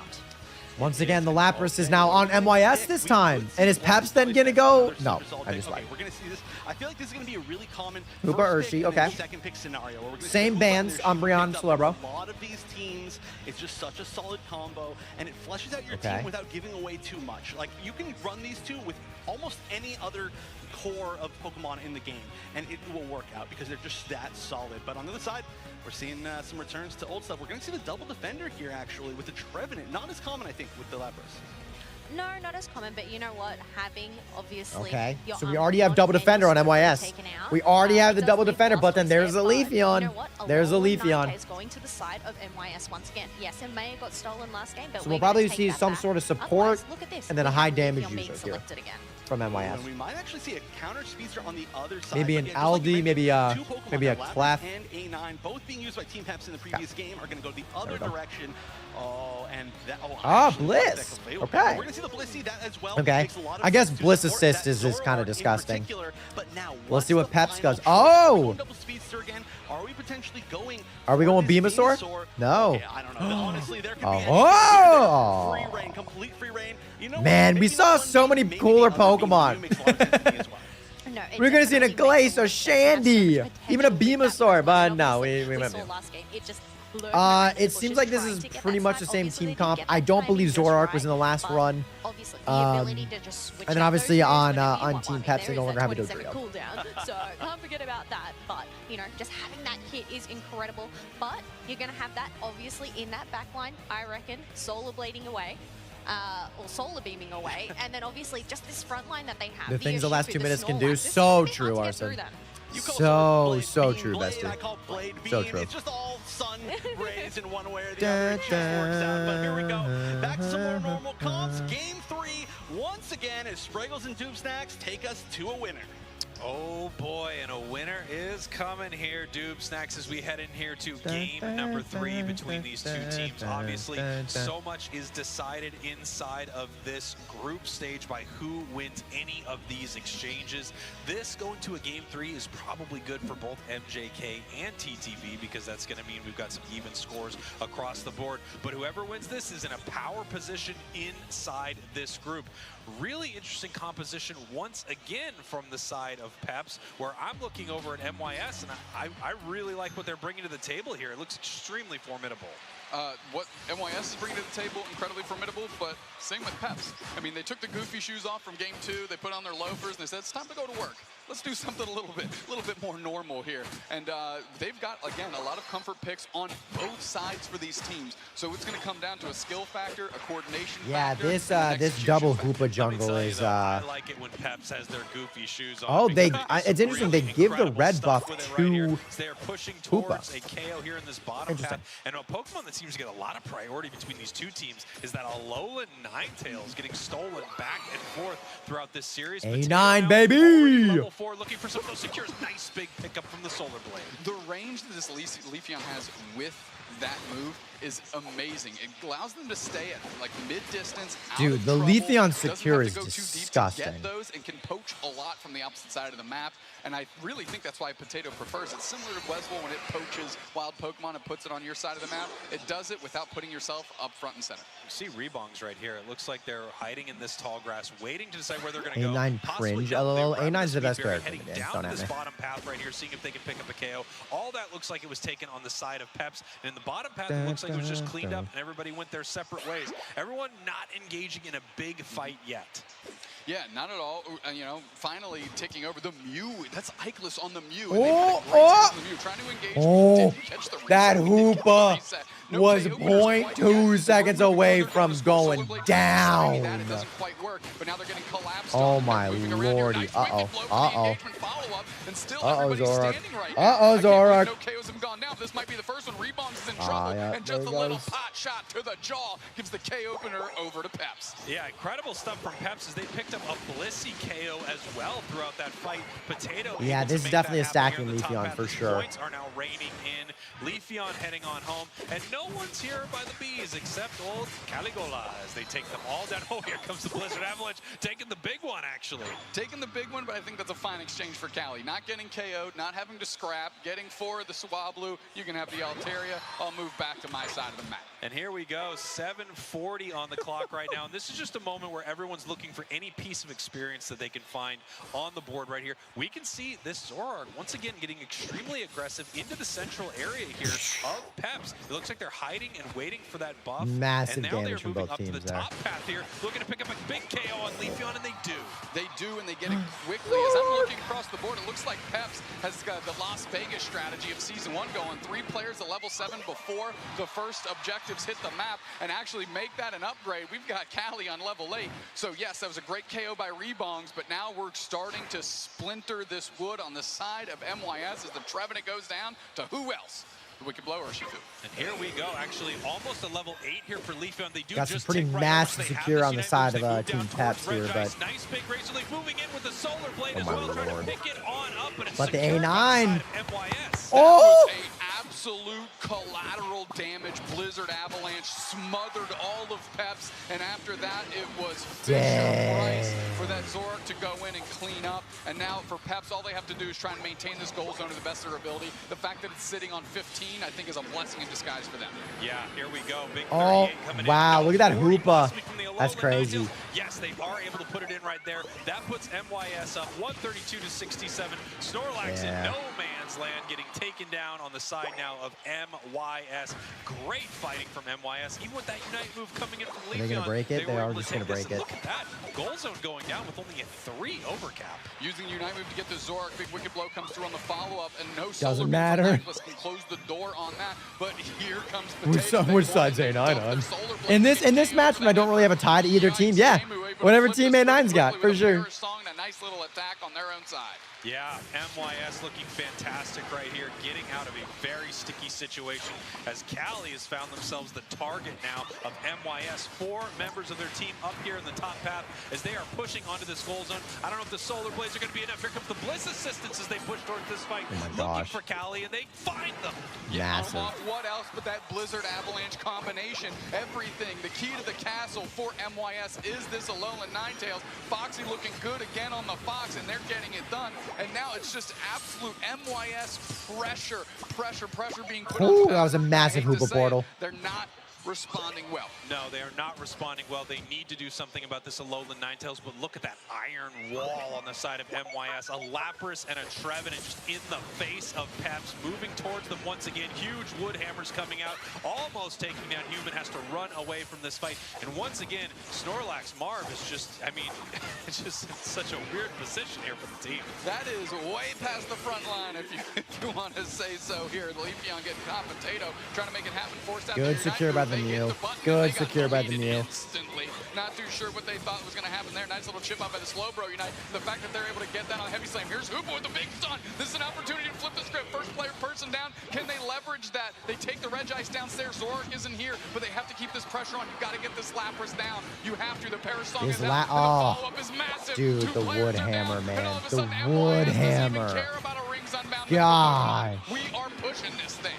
MYS Peps once again just pushing in the face of Peps right here. And it feels like you just cannot break this Look team at that damage and the KO range. KO on the side of Peps. Yeah, I didn't think he was going to get there. Able to make it The home. range NYS on Woodhammer, the dominating this hitbox match is so so far. good. Yeah, what was fairly close 2 minutes in has skewed heavily in the favor of MYS. They're up on levels now. If they insulate themselves a little bit, don't hemorrhage any of that comeback experience we talk about to the hands of Peps, they're going to be in good So shape. true, they man, need Cutie. to do Good something comms. right here on the side of Team Peps. They need to pick up a couple big KOs. Obviously, the targets are the Alolan Ninetales and the Zoroark. It's going to be really hard to KO an over-leveled Lapras on the side there of Team MYS. Yeah, one of the biggest characters, not only on the map, but on MYS as well. Solar Blade comes through to keep that score from going in. That Perish song has been hitting all the right notes. And of course, they have to collapse on top of it. They're only able to get half of Lapras's HP down.